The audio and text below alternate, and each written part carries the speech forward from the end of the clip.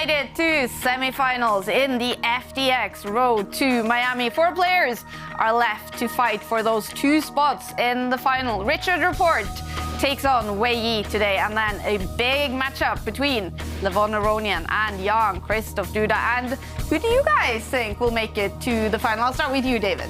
I'm going to go for experience. Aronian and Richard Rapport. Ooh, Simon. I'm actually going for the same there. I didn't know what David was saying, but yeah, David knows his stuff, so the same. Yeah. Oh, I'm going to go for someone different. Duda against Richard Rapport. Oh, okay. Let's see who is right. It's going to be a fun day in the FTX Road to Miami. Welcome, everyone. There we go. The avalanche continues. Oh, what's happening on the bar? 3 seconds. 1 second. Has to make a move. Wow. These guys are maniacs. Incredible game. Pure panic from Shakria. He's going to show the checkmate to us. Wow. Why did he give up this pawn? Panic. This diagonal, and he I has. can't believe he's done that. The players Has he are just so blundered? lost. He's just blundered. He's lost his rook. And it's over. Dingley Ren, his first smile so far in the tournament. We started out with 16 players in the tournament yesterday.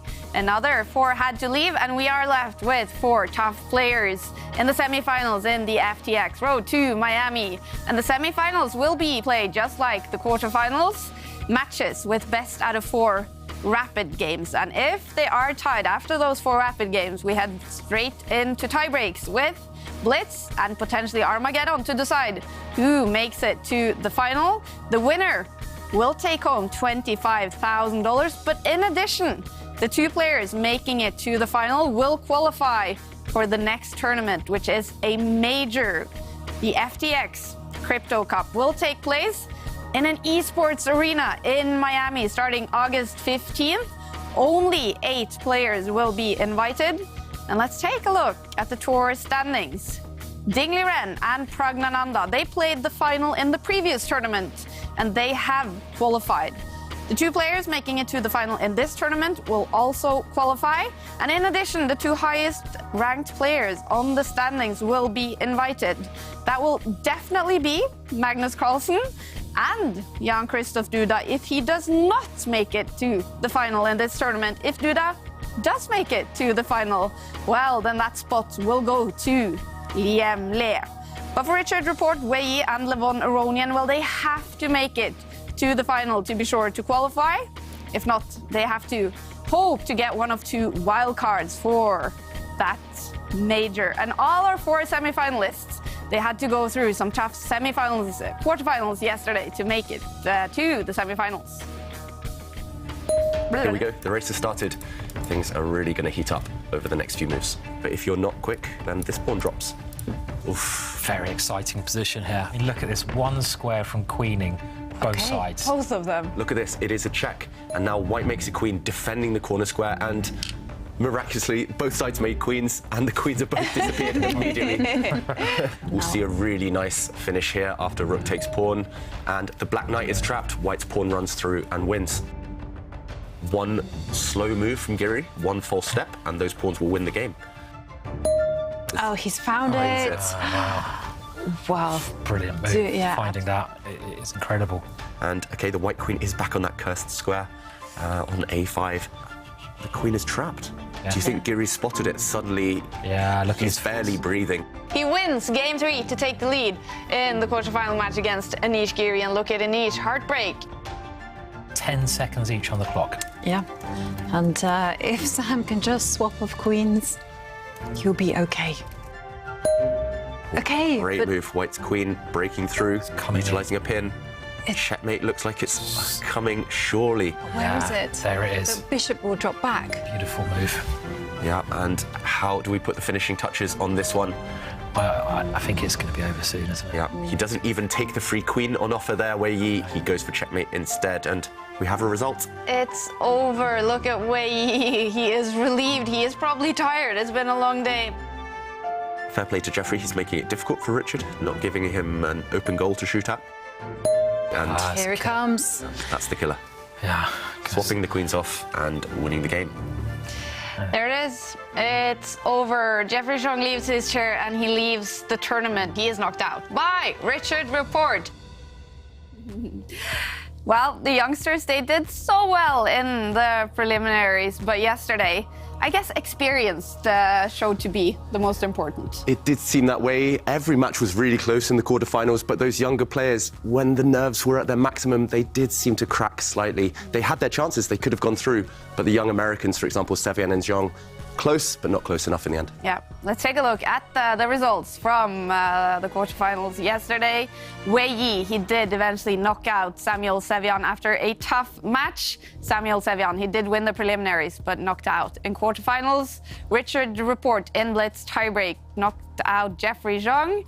Anish Giri, he came close, but Jan-Krzysztof Duda, it was enough for him, winning one game to knock out Anish Giri. And then Arjun Erigaisi, he really fought hard against Levon Aronian, but Aronian did win 2 games to clinch the win in that match. It was kind of a shame, though. The youngsters really impressed us, but who impressed you the most in the quarterfinals, David? Yeah, it's a pity that players like Erigaisi, like Sam Sevian are gone. I'm going to say that Erigaisi impressed me the most. He was actually unlucky against Levon Aronian. He resigned in a position that turned out to be a draw. He took the lead in that match, and on the positive side, he'll be back at some point. Erigaisi, he's already approaching the world's elite, and they'll get more chances in the future, the young ones. Now, Jan-Krzysztof Duda, he in game 2 against Anish, he had a big winning chance. He wasn't able to win that game. We thought maybe that would put Anish in the front seat. But how impressed were you with Jan-Krzysztof Duda? He turned it around. He didn't lose the next game. Yeah, he's become so mature, Jan-Krzysztof Duda, over the last 12 months. Nothing seems to affect him. He looked down, he looked really disappointed, but a few moves later in the next game, he shook it off, played a great game and won in style. So that shows, potential for being a favourite in this tournament if he can continue with that kind of mental strength. Absolutely. But it's going to be a very tough semi-final today for Jan-Krzysztof Duda against Levon Aronian, and then Wei Yi against Richard Rapport. Who do you hold as a favourite in that one, David? I've picked Richard Rapport just because he maybe has slightly more experience of late at the very, very top level. But Wei Yi, despite the fact it's been 4 a.m. in the morning when he's been playing some of his games, he's looked good, looked tactically sharp. So I think this one's going to be very, very close. I just picked Rapport because he feels maybe tactically a bit sharper. But we're going to start out today following the first game between Levon Aronian and Jan-Krzysztof Duda. And let's hear what the 2 players said yesterday after making it through from the quarterfinals. Well, I can't really say that I'm super impressive with my play, but, it's not just me playing badly, but also my opponents are playing very well. So it's always this factor that nobody is really, just sitting there and waiting for you to improve. Everybody is working, and I think really we're living in this golden era of chess because there are so many strong players, and I am personally so excited to play against all of them. And tomorrow you're going to play Jan-Krzysztof Duda in the semi-finals. What do you expect from that match? I mean, he's far more established than I think anybody that was playing here in this tournament. He's a World Cup winner and very, very strong player. So I expect, very, very tough match. And he's also a very nice guy. I really like this young generation of players. They're kind guys. I like playing against them because I like them personally. Now you're going to play Levon Aronian tomorrow. He was really looking forward to that semi-final match. What do you expect playing against the great Levon Aronian? Yeah, I'm really hoping it will be an entertaining match because Levon is very creative and open-minded player. So most probably there will be a big clash, and I'm really looking forward to this match. And we are also definitely looking forward to that match. Duda and Aronian praising each other. Duda sitting in Poland. Levon Aronian playing under the American flag, but he is in Armenia. Currently, it's going to be 8 o'clock when the first game in the semi-final starts for Levon Aronian. And Wei Yi, of course, sitting at midnight in China. Will be late for him when his game against Richard Rapport starts. And we heard in the interview, Jovanka, they're a fan of each other, Jan-Krzysztof Duda and Levon they Aronian. certainly are. You know, I liked what Levon had to say about playing in this golden era of chess. And in fact, Levon tweeted earlier on, just now, it says, playing one of the most creative elite players of today and a fellow World Cup winner in the semi-finals. So we saw Levon say with a smile on his face that he's excited to play Jan-Krzysztof, and I guess he is. Yeah, fantastic.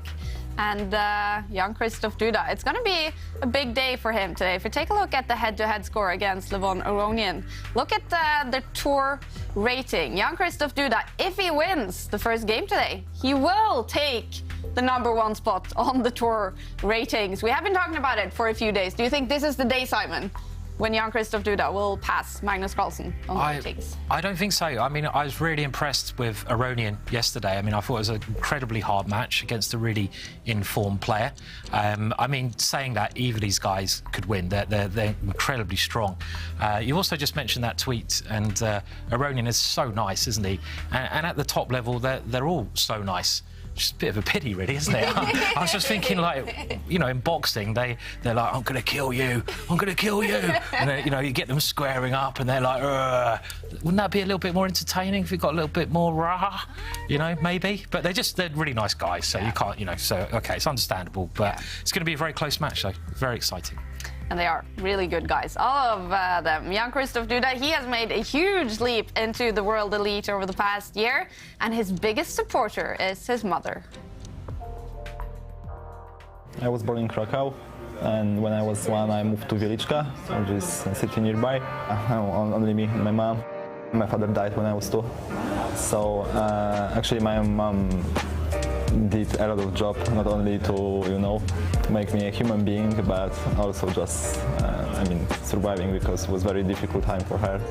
She thought I might be good in chess and signed me to the chess club in my local town, Wieliczka, when I was 5, and yeah, I quickly became quite good at chess, and that's how my career has started.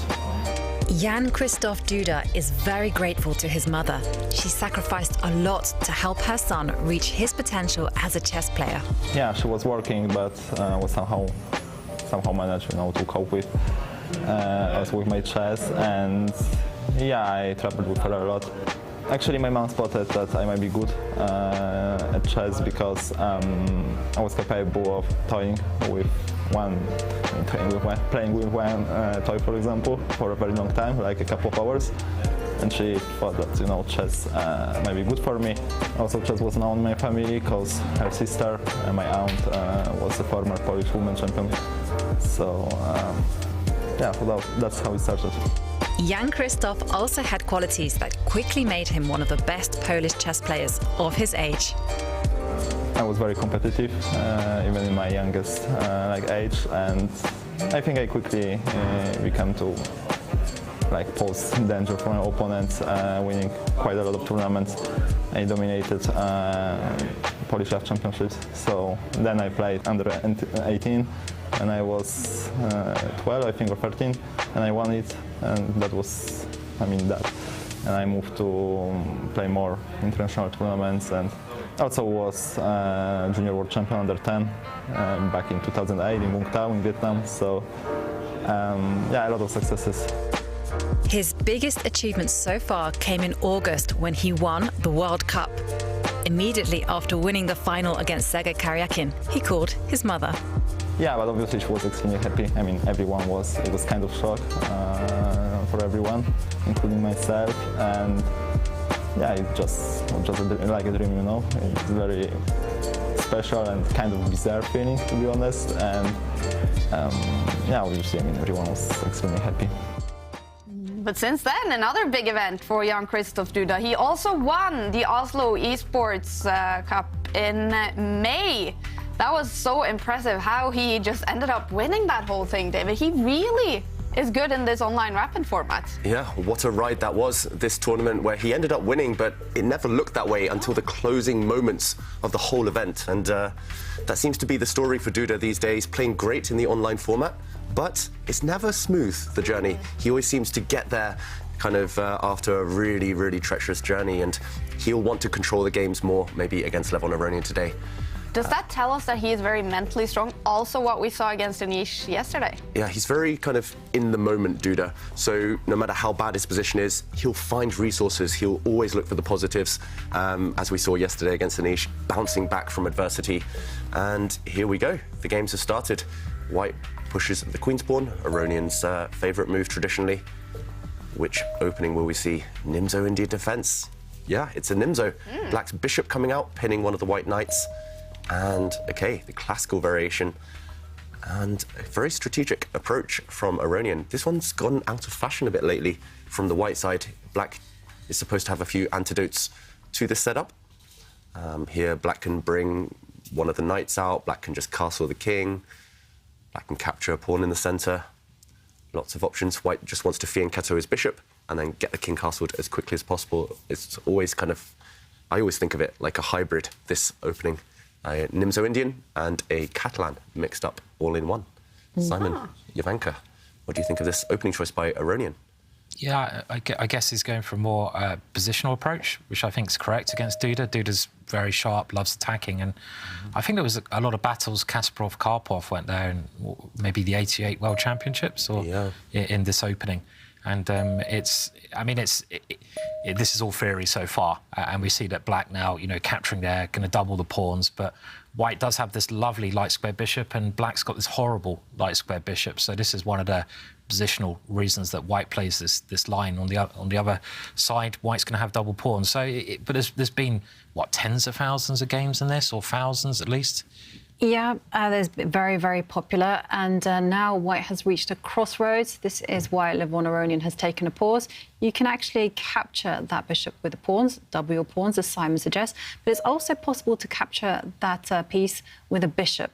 But OK, Levon still treading the main line, and now play is just developing very naturally, both sides getting their kings to safety. And OK, this one is slightly unusual. I mean, it could just simply change into something more popular, but it was actually a lot more popular in this position to attack the pawn with the knight, go to the edge of the board. Yeah, as far as I know, this has definitely fallen out of fashion. What Duda's doing, at least, capturing this knight a couple of moves ago, doubling the white pawns, looks very logical. But nowadays, players from the black side, they've been choosing slightly different ideas. And I guess we have to jump in and discuss, because this is already long-term. It's going to be complex now.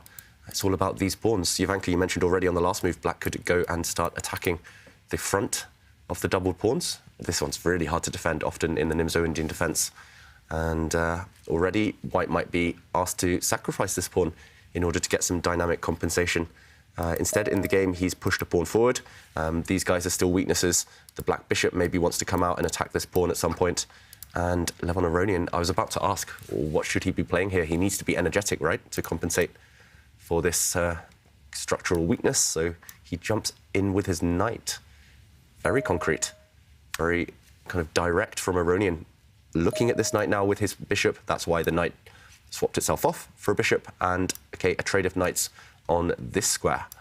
And I guess Aronian's idea is to play this position. At least now both sides have these kind of weird doubled pawns.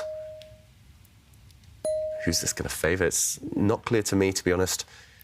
The question is, can White kind of correct his pawn structure? If he can force Black to take in this manner, then suddenly White has the advantage because he has a nice pawn centre. But if Black doesn't capture in the current position, maybe he can put pressure on this pawn. Maybe he just defends, moves his queen out, for example, keeps the tension. Very complex. All the knights off the board. Well, I bet they don't want rooks and queens in that line then. Because that's not going to be very open anytime soon, I guess. No. I guess White wants to just bring the rooks across. Yeah, it's unclear at the moment. I'm really surprised that both sides have played so quickly up to this point, because Black was taking some big strategic risks, and then Levon Aronian just said, OK, I'm not going to try and punish you, I'm just going to swap off all the pieces. Yeah. What do we think of that decision? Yeah, I mean, has it ever been played? I'm No, wondering. it's not been played before, but I think it's part of the player's strategy to just maximise the tension. You know, there's a lot of pressure in the centre. You know, there's a lot of possibilities there, and now my mind has gone blank a little bit.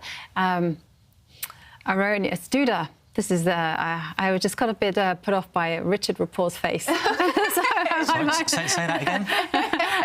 You got put off by Richard Rapport's face? Because I can just see underneath there's a picture of Wei Yi and Richard Rapport. So I lost momentum because I was thinking Richard, but it's not Richard, it's Duda.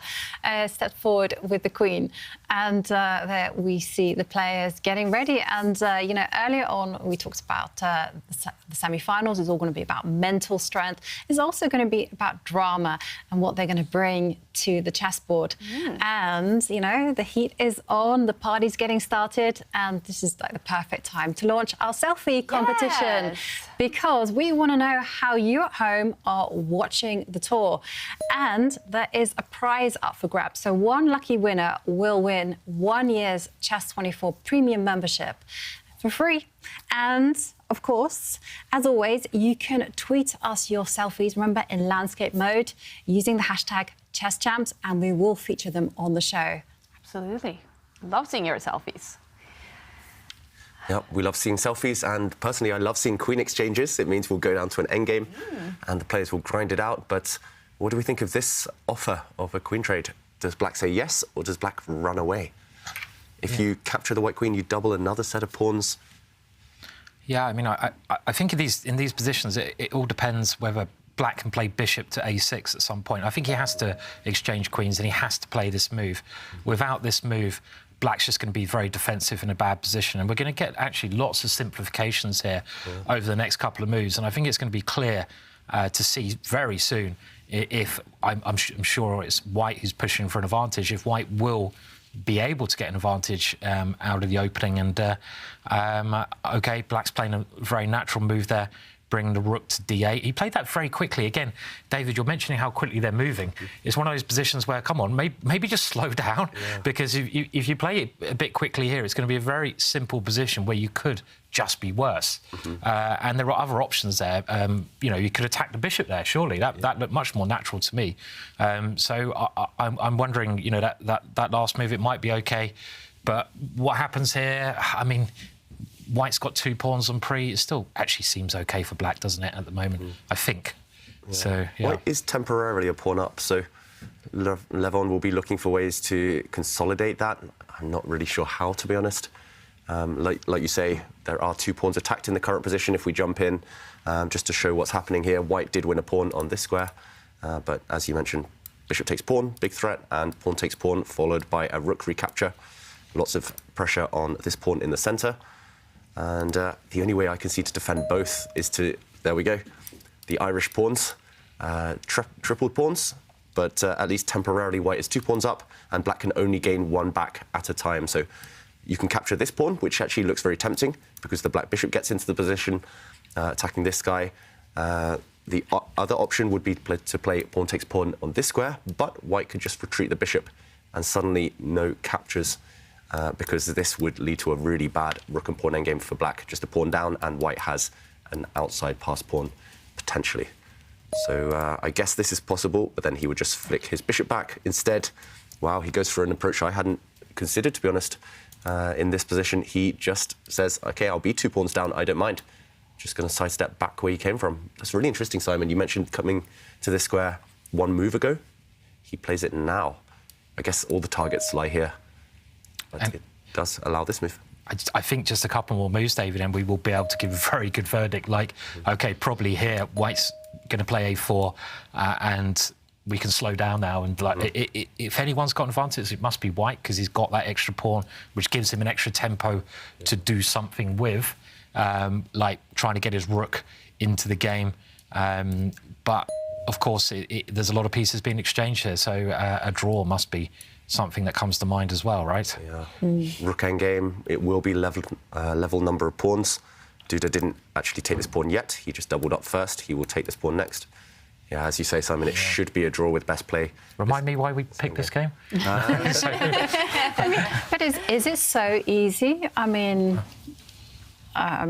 for instance, White does have that time, as Simon highlighted, just to cause a little bit of a nuisance. You know, you kind of highlighted with your arrows, rook coming to the D line and perhaps to the 7th row, and then, you know, maybe he will try to involve the A rook into the game. Yeah, for example, rook takes pawn, the white rook comes up, say black's rook tries to fight for the 7th rank, and now you advocate just bringing the other rook across.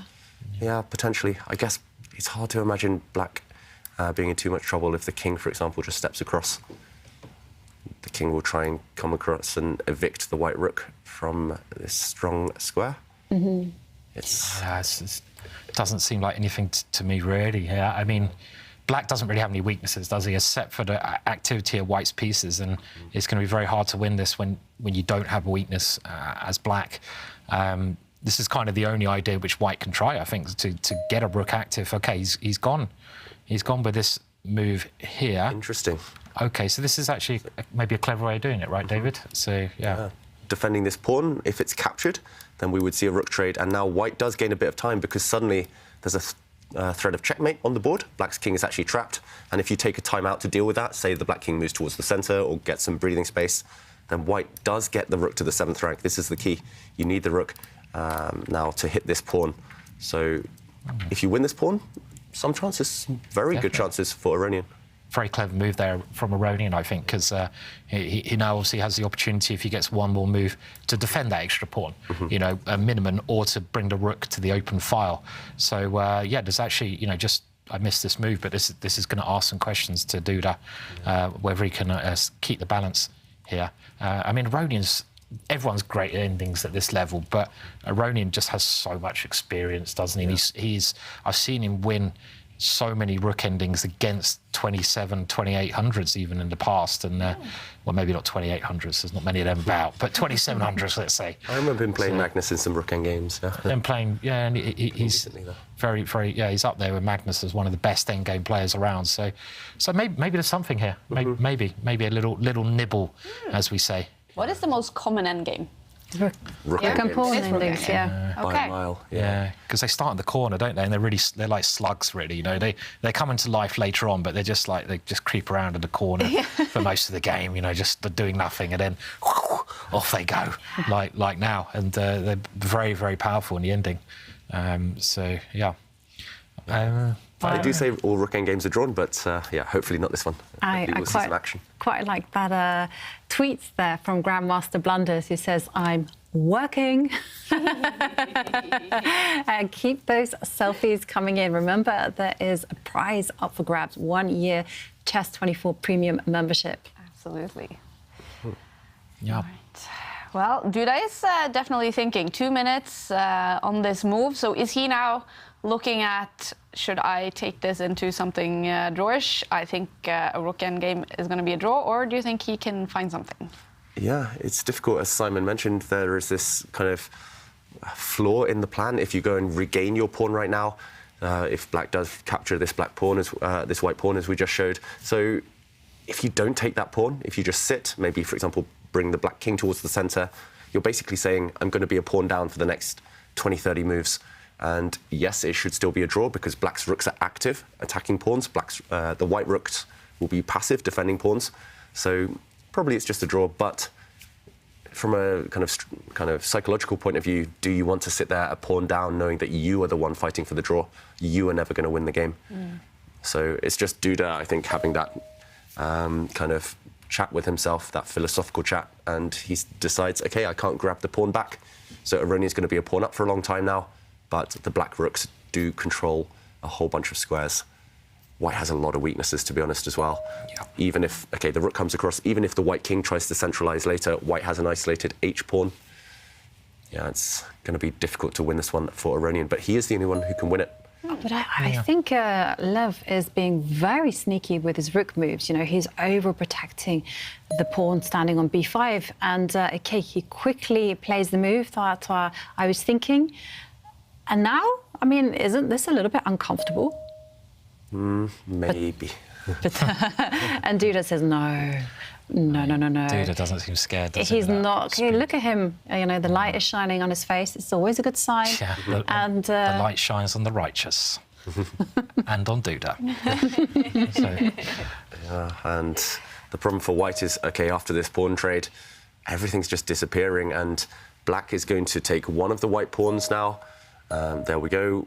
White goes a pawn up again, but after a rook exchange, we will see a structure where, OK, he doesn't trade a set of rooks. Really interesting. I was going to say he could take one of the white rooks, go behind White's extra c-pawn with his remaining rook, and that should be a draw, that type of position, but he keeps both sets of rooks on the board. This kind of looks dead draw to me. I mean, I think he's going to win a pawn back, isn't he, now? I mean, he attacks one pawn, and I think Duda's actually defended quite cleverly. I mean, you know, very important to remember in ending that activity of the rook is the most important thing, and if you're a pawn down, it doesn't always matter if you can keep your rooks active, which Duda has done. And is he going to win a pawn back here? I mean, maybe not actually as clearly as I thought. I thought he was going to come behind that c-pawn, but he can't do that after Aronian's last move. So still, Aronian keeping some pressure, I guess. Yeah. Some. I was going to say, you know, I might eat my words or something, but I do think it's not that easy for Duda. I don't think he's fully neutralised White's pressure just yet.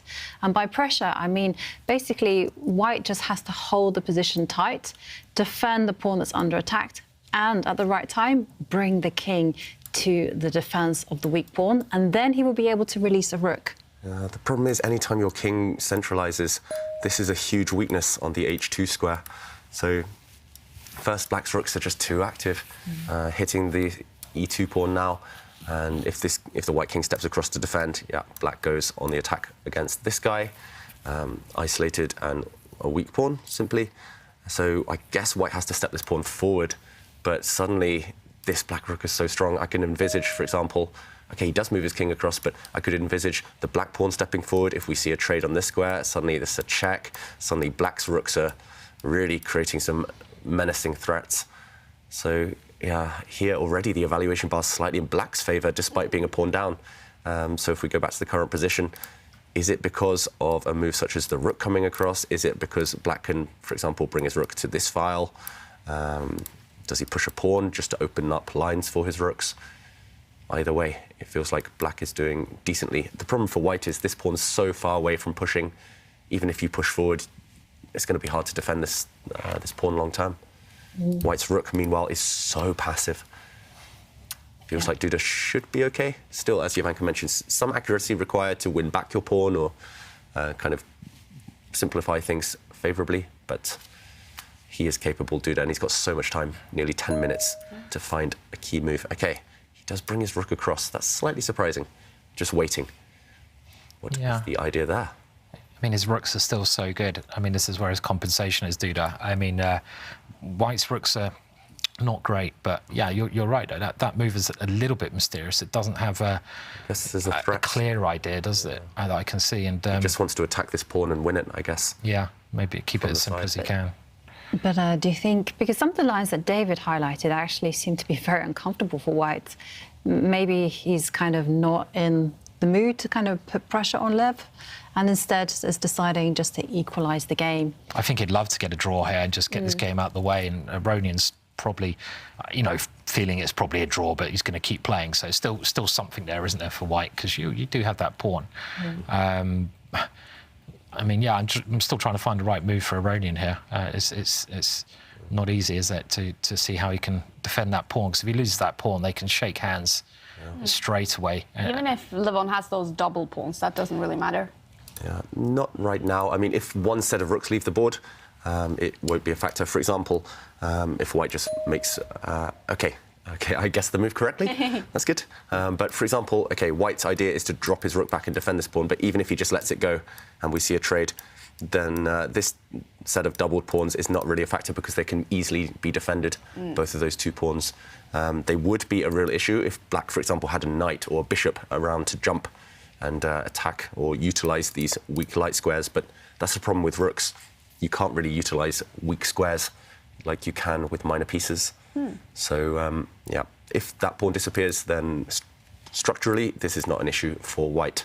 in the current position, maybe it's a small issue just because it's not really about these pawns being weak because they can be defended, but it's more about this guy being isolated. So it's just about whether to switch the attack and go for that pawn. I was wondering about that move, David. I mean, but that seems very double-edged. I mean, if the rook does, as you say, swing over, I mean, the first thing I'd think of here, let's just try to queen a pawn and not worry about it. And does black have enough counterplay on the king side here, because that pawn is so strong. When you've got a passed pawn, as white does here, if you've got a rook behind that passed pawn, it increases in value a lot. So this would become very sharp, wouldn't it? All of a sudden, with a lot of danger, especially to Duda. I mean, he has to stop that pawn. I don't see how he can easily do that here. So it's not. He has to be a bit careful, right? Rook takes pawn is just met by white's king shuffling across, gaining time against the rook. Rook runs away, and then you motor forward. And only 3 squares away. So in the current position, definitely it feels like Duda is reluctant to move away the blockader of this pawn. First, he goes back, attacking the front weakness, the front double pawn, stepping a pawn forward now to defend it. And Duda says, OK, now you've weakened your second rank, I'm going to go back. And now this is potentially a target. If you imagine both black's rooks landing on the second rank, that would be disastrous for white. But in the meantime... He hasn't won that pawn back, though. I mean, it's you know, Jovanka, I think I'm sort of going more your way now that, OK, it is a pawn. I think it's still very hard to win because black's rooks are very good, black's very solid, and I don't know if white can make any progress, but it is a pawn now. It seems to be a safer extra pawn, right? So it's up a little bit. Yeah. Feels like Duda's just playing a bit too quickly. He could maybe invest just 3 or 4 minutes here, or on the last few moves, he would have found a way to win the pawn back or find a direct path to a draw. But yeah, it feels like he's drifting very slightly. He's very confident here, clearly, that Duda, that he thinks he can just draw this game. But yeah, as you guys say, the longer this pawn survives, the greater white's winning chances are. Now, double pawns, they obviously got a very bad rumor after Queen's Gambit. Is it deserved, or can double pawns be, you know, if not good, maybe not as bad as the Queen's Gambit says they are? I think there's different levels of double pawns as well. So there's kind of doubled isolated pawns. So, for example, here, white has double pawns on the F file, but white also has a pawn on the E file to kind of next to those pawns to protect them. So they're not that weak. They do control a lot of squares, those 2 white pawns. They take away squares from the black rooks.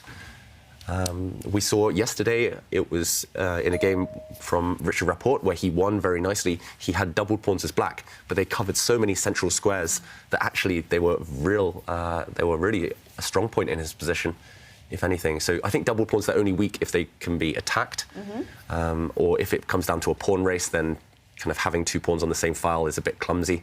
It doesn't really help in a race, but I don't know, there's some dynamic compensation for them. Definitely, because there's an open line, isn't there? So I always judge them by how well they can move. If they can't move forward so easily, and there are a lot of pieces controlling the squares in front, then maybe they're a little bit of a liability. But then again, you've got to balance that out with all the dynamic possibilities that you get because of this open line. And here, as David mentioned earlier, you know, the rooks just can't make use of those weak squares that surround the pawns. So here they're just absolutely fine. They're protected. They can't be won easily. And I don't think they're neither good or they're neither bad.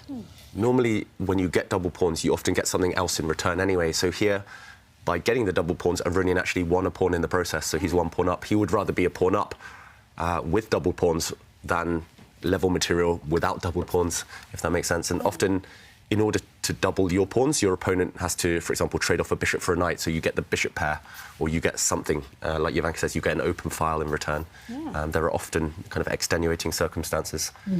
So you just don't want double pawns in a position where they can be attacked easily, blockaded. I was just looking at this position. I was just thinking, if black doesn't do anything, how can white win? And I've just come up with one plan, but I really can't see, like, any way. This is a good way to look at positions. You know, how can you improve your position, right? If your opponent doesn't do anything, and in some rare cases, it's best not to do anything. You know, literally just to sit there and say to your opponent, "Come on, I'm just going to like read a book here or something. Chill out. You've got to do something." And the only thing I can think of is maybe the rook on D4. Can come to C3 and come to C2 or something? Is that a possible idea to improve the position? Because you want to sort of improve the position slowly, right, in these kind of things. And I think I'd love to swap a pair of rooks. It's probably still a draw, even if I do that. But, you know, any way to improve. And maybe I push the H-pawn 2 squares first to, you know, just to improve my position over there. Because you know, that's always a good move, isn't it? But in general, maybe, is that a plan, David? Maybe to do something like that. So. You called it, Simon. Harry the H-pawn marches forward. But also notice how strong the 2 double pawns are. That actually Duda spent a move trying to prepare a plan to exchange off the double pawns and kind of rectify white structure. Especially this white pawn, really strong. But yeah, to answer your point, Simon, so for example, black just waits, does nothing. You mentioned bring the rook back, black waits, bring the rook across, black waits, and then offering a rook exchange. It makes some sense because a rook trade. I want to try to give myself the opportunity as white to bring my king towards the passed pawn, which I couldn't do before because black's rook was so strong on the position, so I swapped off my opponent's strongest piece, and that's what I'm aiming for. But even here, the double pawns, well, you're leaving Harry weak, aren't you? This is always the problem, as you pointed out. So black, if the king comes over, black will be able to pick up that loose pawn minimum. And even this, I mean, this doesn't seem, you know, that worrying for black. And black maybe is just waiting now. Yeah. So that's really interesting, a plan like that one. I think another idea that I'd be tempted by with white, in the game position, is to activate this rook at some point. For example, swing it across, try to creep in through the 7th rank. So, for example, if black gets greedy and goes for the white extra pawn, then we can give a check. Wherever the black king goes, then we can suddenly dive in and you conquer the 7th rank. This is a checkmate threat, actually, if you win this pawn. So this would be very, very nice for white. I'm just wondering how Duda would meet a move like that one, trying to bring the rook across. Maybe he'd just retreat his own rook. Yeah, that was also my thinking as well, David. Just to retreat the rook and hold tight. I wonder if you can push the pawn there. I mean, I don't know. It seems right risky. Oh, you just come behind, right? Yeah, doesn't work. Okay. Somehow, like, white needs 2 moves in a go, and then it will be okay. But for the time being, I mean, at the minute, this is just what is a grind. You know, objectively, the position is probably a draw. But, you know, they have to play it. They have to find those accurate moves. And this is what makes endgame so exciting. Is this one of those typical Magnus Carlsen positions where he would... as white. This would make it into David's course. Yeah. If white wins this one, it's a David course position, isn't it? 100%. We know Aronian can grind this one down. Meanwhile, a really odd move, guys. The king has come forward. So what happens if white... Oh, he just moves his king. I was going to say, what happens if white tries this plan now, going to the 7th rank, going for this pawn? Because black can say, yes, I'm going to win this pawn, but suddenly we go across, we come up, and we win this guy. Bit of a strange one. Is that a small missed opportunity, perhaps? I'm really surprised the black king abandoned the 7th rank there. Yeah, I'm surprised as well, especially because he seems to... And he's left the king... Done it again. ...on the F6 square, and it really is just asking white... And look at the evaluation bar. Maybe the white rook can just come to the 7th rank. This is actually the big target in the black position. And, OK, again, Aronian, he's in grind mode. He doesn't want to do anything kind of concrete. He doesn't want to kind of seize the moment yet. He just wants to improve his pieces. I'm not sure how this improves the pieces, to be honest. But the problem is the chance is gone. Black's king steps back and white's rook can no longer enter on the 7th rank. Yeah. He's making useful moves, but maybe not the most incisive moves. I mean, he's got to do something, hasn't he, at some point as well? I mean, he's got to find some kind of plan. And I do like your idea of activating the rook, even if you lose your passed pawn, trying to transfer one advantage to the other. OK, he's gone back, so he's not... Maybe your plan is in the air of doubling the rooks and offering a trade. I suppose the big threat here is to come to B1 and come round that way, like we've just seen. OK, so this is a good move. And, yeah, we got this position I mentioned, but it's still actually very hard for white to progress here, isn't it? Well, he has to bring in the king, doesn't he? And, OK, Duda taking a cautionary step backwards, and very defensive, but I think it's necessary. And it's up to Levon to now find a plan to improve the position. And whilst the players are thinking, it's Do I have time to share with you a few selfies? Of course. Okay, he pushes his pawn forward. Jessica says that she is... Okay, and the rooks have now lined up. She's watching some semi-final action with her fuzzy friends. Ooh. That's very nice. And Is that Eevee and Growlithe and... Oh, there's a couple of wait. Pokemon. What's the middle one? Oh, we have a secret Pokemon. I didn't even know Follow that they it, were yeah. okay. Sorry. Yeah, let us know, Okay. Jessica. What's the middle one? My eyesight's not good enough to see. Okay, well, Jessica, yes, let us know. And Abhishek tells us, you know what's tougher than beating a grandmaster in chess? It's managing to eat your ice cream cone completely without it being snatched by a seagull on Brighton Pier. Now, the funny story about that is actually I was walking with David in Llandudno and we were eating ice cream. And from nowhere, the seagull came and stole his ice cream. Yeah, I have, well, it's not a love-hate relationship, it's just a hate relationship with seagulls. Oh my God, every time I have an ice cream, if the weather's even slightly warm, a seagull will poach it. Really? As Jovanka said, we just bought some really expensive ice cream. 1 minute outside the shop, seagull comes in. I recently queued up for 20 minutes at McDonald's to get a McFlurry. One step out the shop, seagull swooped in. McFlurries are not cheap in Norway. You know, I'll join your We Hate Seagulls group on Facebook, David. I mean, they are just pooping all over my veranda. Have to clean it every day. I hate them. David's got baby pigeons, I think. Oh. Yeah, I had a pigeon problem during the candidates tournament. I was commentating. I had to go and take a break to try and get rid.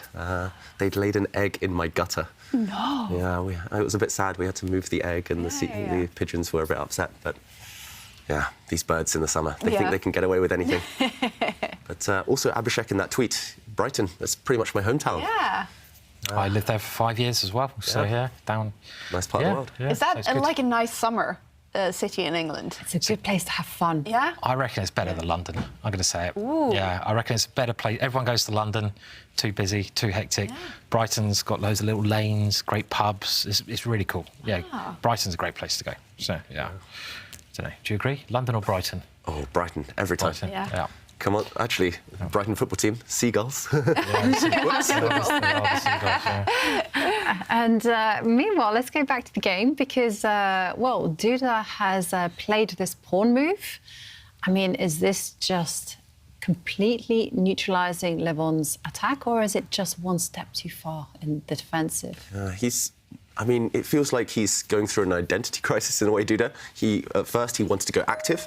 Then he wanted to go passive and just sit there and do nothing. Now he's going active again by swapping off all these pawns. And, OK, Levon Aronian, he's got so much time on the clock, but he made a committal decision. He had so many options on the last go. We see more pawns leave the board, which is actually good for Duda. But if we just jump in a few moves ago, just when Duda pushed this pawn forward, Levon had options. For example, he could lock down the position, he could push this pawn, he could actually just keep another set of pawns on the board, he could move his king forward, potentially, saying, yes, you can grab here, but then the white king comes across, then I'm going to start grabbing your pawns.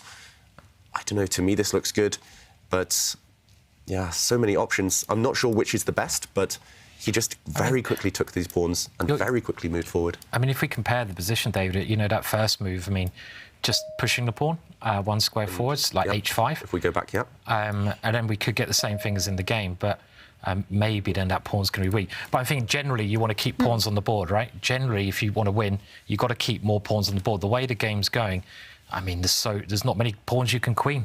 I mean, it's really simplified, even though you're a pawn up. I mean, obviously it's a draw technically, but be a bit careful, but still. You're right. I mean, we skip ahead now back to the current position, and yeah, I mean, I just don't see how White is ever going to win this one. I mean, this pawn and this pawn basically balance each other out, and your only hope is this guy. Oh, sorry, me and my arrows. The only hope is this guy, but yeah, firstly, stepping it forward isn't going to be easy anytime soon. But secondly, yeah, you're going to have to face a whole bunch of checks. You don't have that much shelter for the white king. This is a check you have to block. You don't want to move because this would be nasty. So, OK, we did see a block. And after a rook trade, slightly surprising there, but Does that Duda. favour Levon, trying to push that pawn? Usually, I would think so, but I guess because there's so few pawns left, Duda should be okay. He's going to try and use his king to blockade this pawn, potentially, and then his rook will be the active piece. You definitely want it that way around. You want your king passive, rook active. And yeah, I think black's rook is going to do a good job. If there were more pawns on the board, for example, if you imagine black had 2 pawns here, white had 2 more pawns here, I think white would have great winning chances just because this pawn would be a distraction, and then later white could try and create a second pass pawn. But yeah, just everything's disappearing, unfortunately. And okay, now all Duda needs to do is find a way after he moves his rook, for example, across. He needs to find a way to trade off these guys, leave white with just 1 pawn that's easy to blockade, and it will be a draw. So, okay, he attacks this pawn instead. White will defend it with his king. And now Duda's idea is to block everything with the black king. Okay. So you fully expect this to end in a draw. In what kind of way? Move, repetition, or something like that? Yeah, maybe just everything being traded off. Actually, Duda brings his rook across. Yeah, I think there's just no progress to be made for white. At the moment, your rook is stuck defending this pawn. If you ever bring your king across, the problem is the rook switches back to attack this one. You bring your king back across, the rook switches back to attack this one. The black rook is basically going to oscillate between the current square and this square. It's just going to go back and forth. And white can do nothing. I think we'll see a result any moment. Well, Levon Aronian with the white pieces. I guess it's Duda who will be the most happy about that result. After every game, they will have 15-minute break, and game 2 will start. It is best out of 4 rapid games in these semi-final matches, and if they are tied, then they will play Blitz and potentially Armageddon tie breaks. I don't know what it is with the cameras, but it looks like Phantom of the Opera or something in Duda's. It's very dramatic. Looks like he's wearing half a mask or something. Yeah. I'm just waiting for his... is he wearing a hoodie? Or no, it's a T-shirt, obviously. Yeah. And here we go. It should be a draw, shouldn't it? Should be a draw. Like, hopefully now. I mean, I think it's like quite a high standard game. And Levon shaking his head. Yeah, I mean, I don't think Levon, he'd never really had any winning chances. I mean, he was always a little bit better, but so what, you know? And you get this kind of game, a lot of this, and now more pawns exchange, they can shake hands, they probably do. But, I mean, this is why sometimes, like, the high-level games, I find them a bit more boring than when there's more errors. You know, I know this is a bit controversial, but when you see very tactical games where the bar's going left and right, it's swinging all over the shop, I find them a bit more dramatic than these better played, better quality games in general. You're not a true grinder, Simon. I'm certainly not a grinder. I'm not. As you know, I'm a crash bang walloper. Okay, no grinding for me. Crash bang what? Walloper. Walloper. Wallop, like crash bang wallop. I think it's probably an English phrase, isn't it? It is an English phrase. There's Crash even a bang song. wallop. Crash bang wallop, what a picture. What a picture, what a photograph. I've never heard that bit, no. So, no. What a joke. So crash... Blown off in a cloud, smoke, clap hands. Is it a song? Yeah. Yeah. Oh, okay. I don't know where I got it from. I think. Well, I went to a southeast London primary school, and it was all so random. The education. We didn't do any maths. We didn't do any grammar. We didn't learn anything. But we seem to have learned songs from the. And we have a result, right? Because Levon has left his chair, and the position is just a draw. Yeah, it's over. Game 1 ends with a draw between Levon Aronian and Jan-Krzysztof Duda. It was the black pieces for Duda in that first game. He will have the white pieces in game 2 coming up in 15 minutes. So they are still tied. We're going to jump into game 1 in the other semi-final match between Wei Yi. It's past midnight for him in China, playing Richard Rapport. And the bar in this game is definitely over to the Chinese player's side. Yeah, this one's more like it. This is going to make Simon happy. It is an endgame, but it's a very imbalanced endgame. White is a pawn up. White has a 4 versus 3 advantage on the king side, but both sides have passed pawns on the other flank. Black's B pawn looks really, really strong, hence White's knight move. The white knight retreating just to stop that pawn. White has a passed C pawn, and okay, interesting from Wei Yi. He's offering to change the nature of the position. Black can actually win 2 pieces for a rook right now. Black can play rook takes bishop, take off the white bishop, the white king recaptures, and then White's knight drops. But maybe White's rook is as good as the 2 black pieces. White has a very strong C pawn. Oh, this one could go either way, to be honest. Yeah, I have to say, I don't think Black should go in for that piece trade. I mean, I think he has to keep his rook on the board. it's just too risky. You know, White's rook is show it. so good. And It's a key White's, moment we've jumped into. yeah, White's passed pawn is also just 3 square. And done he's it. done it. Given up his rook for a bishop. Oh. Captured, and instead of even taking this white knight, he moves his knight into the centre. And the computer really hates this, but Rapport, he's trying to be clever here.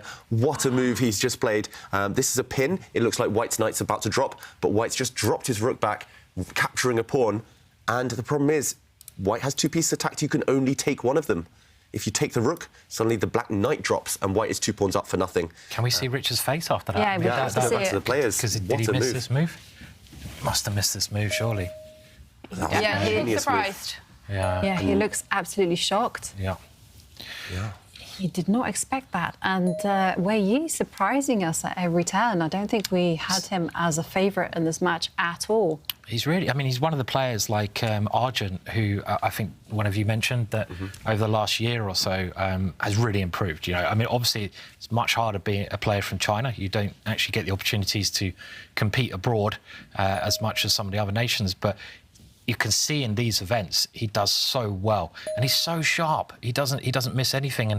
And in the ending, I mean, just talking about the position, the rook is generally. That's where the rook comes into its own strength against 2 minor pieces. In the middle game, in the opening, the 2 minor pieces, the knight and bishop, would control the rook. But in the ending, the rook can be more powerful than those pieces. And you've got so many pawns here. This is looking like it should now be pretty straightforward for White. And Richard knows it. We saw in his body language a moment ago, he kind of looked up, just kind of saying, oh, what did I do? That rook takes pawn move. That was just genius from Wei Yi. Yeah.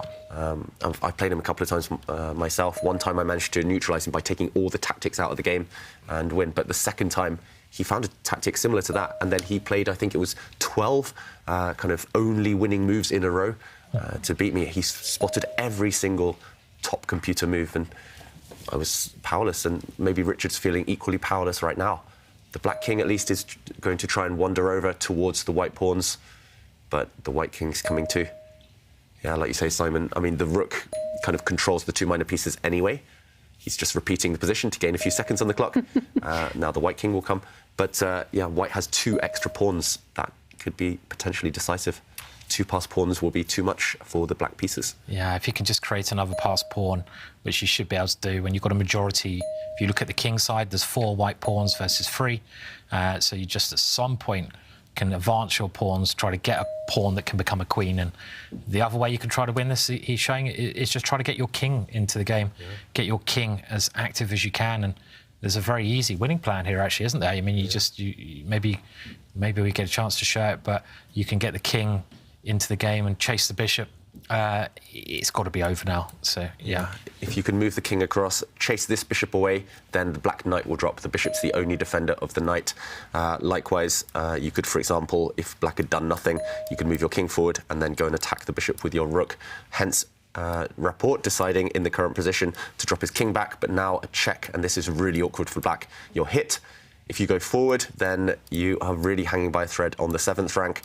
If you go back, then you're simply cut off on the back rank. And let's go back to the players, because right now White's rook is the winning piece. It's controlling everything. Rapport, I'm hoping he keeps playing. This is the type of position I have seen him resign in the past, even though there is still some life left. He brings his king forward. I think that's a good idea. When in doubt, bring your king forward. And look at what Wei Yi's doing. He just repeats the position once. And just gaining 10 seconds on the clock. He's repeated the position several times, actually, just to assert his dominance, and then he'll choose a new move. Good psychological strategy. And now I'm expecting White's king maybe to move in or just slide across. Maybe the white pawns will start pushing forward at some point later. Lots of plans for White. He has a lot less time, Wei Yi, ticking down to 1 minute and 30 seconds. Richard Rapport, more than 4 minutes on the clock. But we have seen Wei Yi be very sensible with his time. When he is ticking down, he makes those quick moves to gain a little bit of time. Seems like a cold fish. Yeah, I mean, repeating the position as well is something that I remember reading in a book about how the Soviet players used to try to torture their opponents a bit and just show them who was boss. So they're like, I'm the boss, I can decide when I want to draw, you're just going to have to sit there and wait. And it's also getting their hopes up a little bit. So it's like, you know, if you're playing, I've had this before, and your opponent repeats, you're like, draw, and they're like, no, and it's like, and they keep doing that, and you get a little bit disheartened. So it's a bit of a mind game as well, really, and a good strategy to do just to assert your dominance, really. And he decides to give a check one more time, but now is the chance for Wei Yi to choose a different move. I don't think he will be putting his rook on the sixth square, because it would be a repetition. I think now maybe he's going to push forward with one of his pawns, maybe relocate his king to a square. He has to be very careful.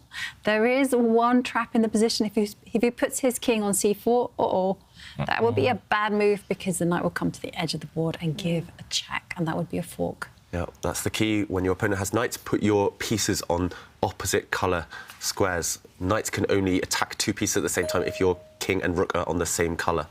So king on a dark square, rook on a light square, and you'll never get forked. You'll never get double attacked.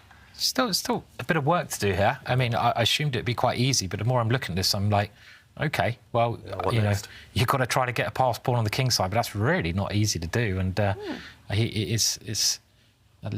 not sure how he wins it at the moment. I mean, I think you've got to push those king side pawns at some point. Yeah. OK, there he goes. I mean, I had a position very similar to this one time in my life, and what my opponent did is he created a passed pawn on the other side of the board, and he made...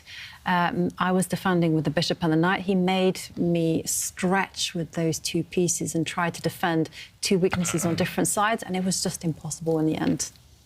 So I think Wei Yi perhaps will try to create a passed pawn, preferably try to make Harry the h-pawn. Yeah, that's a good strategy. Have 2 fronts of attack, or make your opponent have 2 weaknesses in their camp.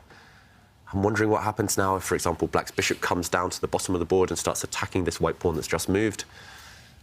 I don't know. I don't really see any productive moves for Rapport. That's maybe a problem for him.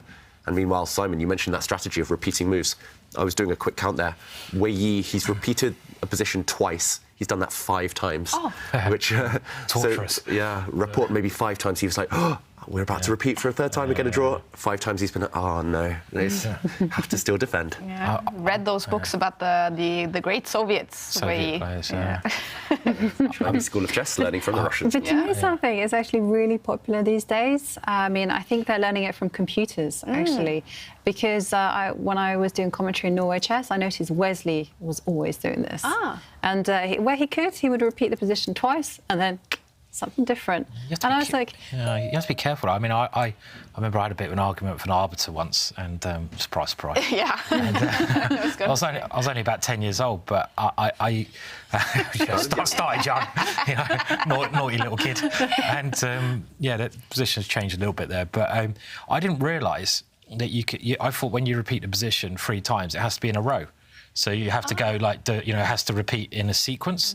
And I didn't realise it could be like you have the position, then 10 moves later, if you have the same position again, and then 10 moves later, if you have it again, it can be a draw. So I did that. My opponent claimed a draw, and I'm like, what are you talking about, you know? And he called the arbiter over, and the arbiter's like, oh, it's just... And I was like, oh, God, that was, and then he came to fisticuffs me, my little 10-year-old arm, trying to slap the arbiter. And, I just didn't realise. So you have to be a little bit careful if you're repeating too much, you know. Yeah. But can that get, and interrupt me if a drama is happening, I just want to know, can that become quite dramatic in over-the-board chess? Because I know you have the score sheet and you see where the pieces have been, but...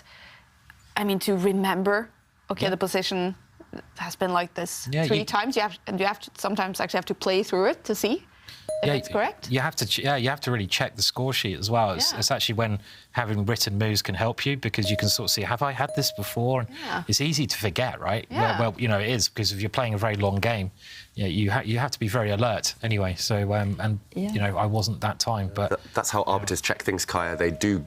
If you claim the 3-fold repetition, they do go to a separate board, they play through it, and they confirm it themselves. Or that's how they should do it. I've had arbiters even at international events who didn't really understand the 3-move repetition rule. Really? But, too busy having their sleep. Yeah, but either way, there are kind of protocols for claiming that one.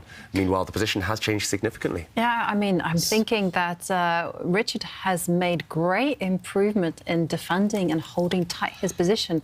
I mean, look at White's rook; it's not very active, and I'm a little bit concerned by the fact that Wei Yi has inadvertently put all his pawns on light squares. Yeah. These are targets for the bishop. Yeah, suddenly Wei Yi maybe has to just take a time out and just, there we go, retreat, defend his pawns, because otherwise they would have started dropping. The black bishop was ready to start getting greedy. I mean, is this just a blockade, David? I mean, because I'm wondering how, you know, now you've got this knight, Richard's got this knight right in the centre of the board. Yeah. I don't know how White's going to break this down. It seems very hard to me. It's going to be very hard, for sure. And here we go already. Rapport is saying, do you want to draw? Do you want to repeat the position? White's rook is kind of stuck. It has to keep attacking black's pieces or defending its own pawns. If White got time, White's king would kind of sneak around from the left side of the board. OK, he's playing for the win, Wei Yi, though. Again, repeating the position twice. I think that's at least the 6th or 7th time. But, OK, I really like this one from Rapport, going back with the bishop. So now if White's king starts trying to sneak around, maybe there'll be some annoying checks. You need to improve the white king. White's rook has had to go passive to defend pawns. Maybe you're also threatening to push the h-pawn, which could improve black's situation. We saw Duda swapping off a lot of pawns, and you know, you can start... There it goes, you push the h-pawn. Right. You might even better start targeting.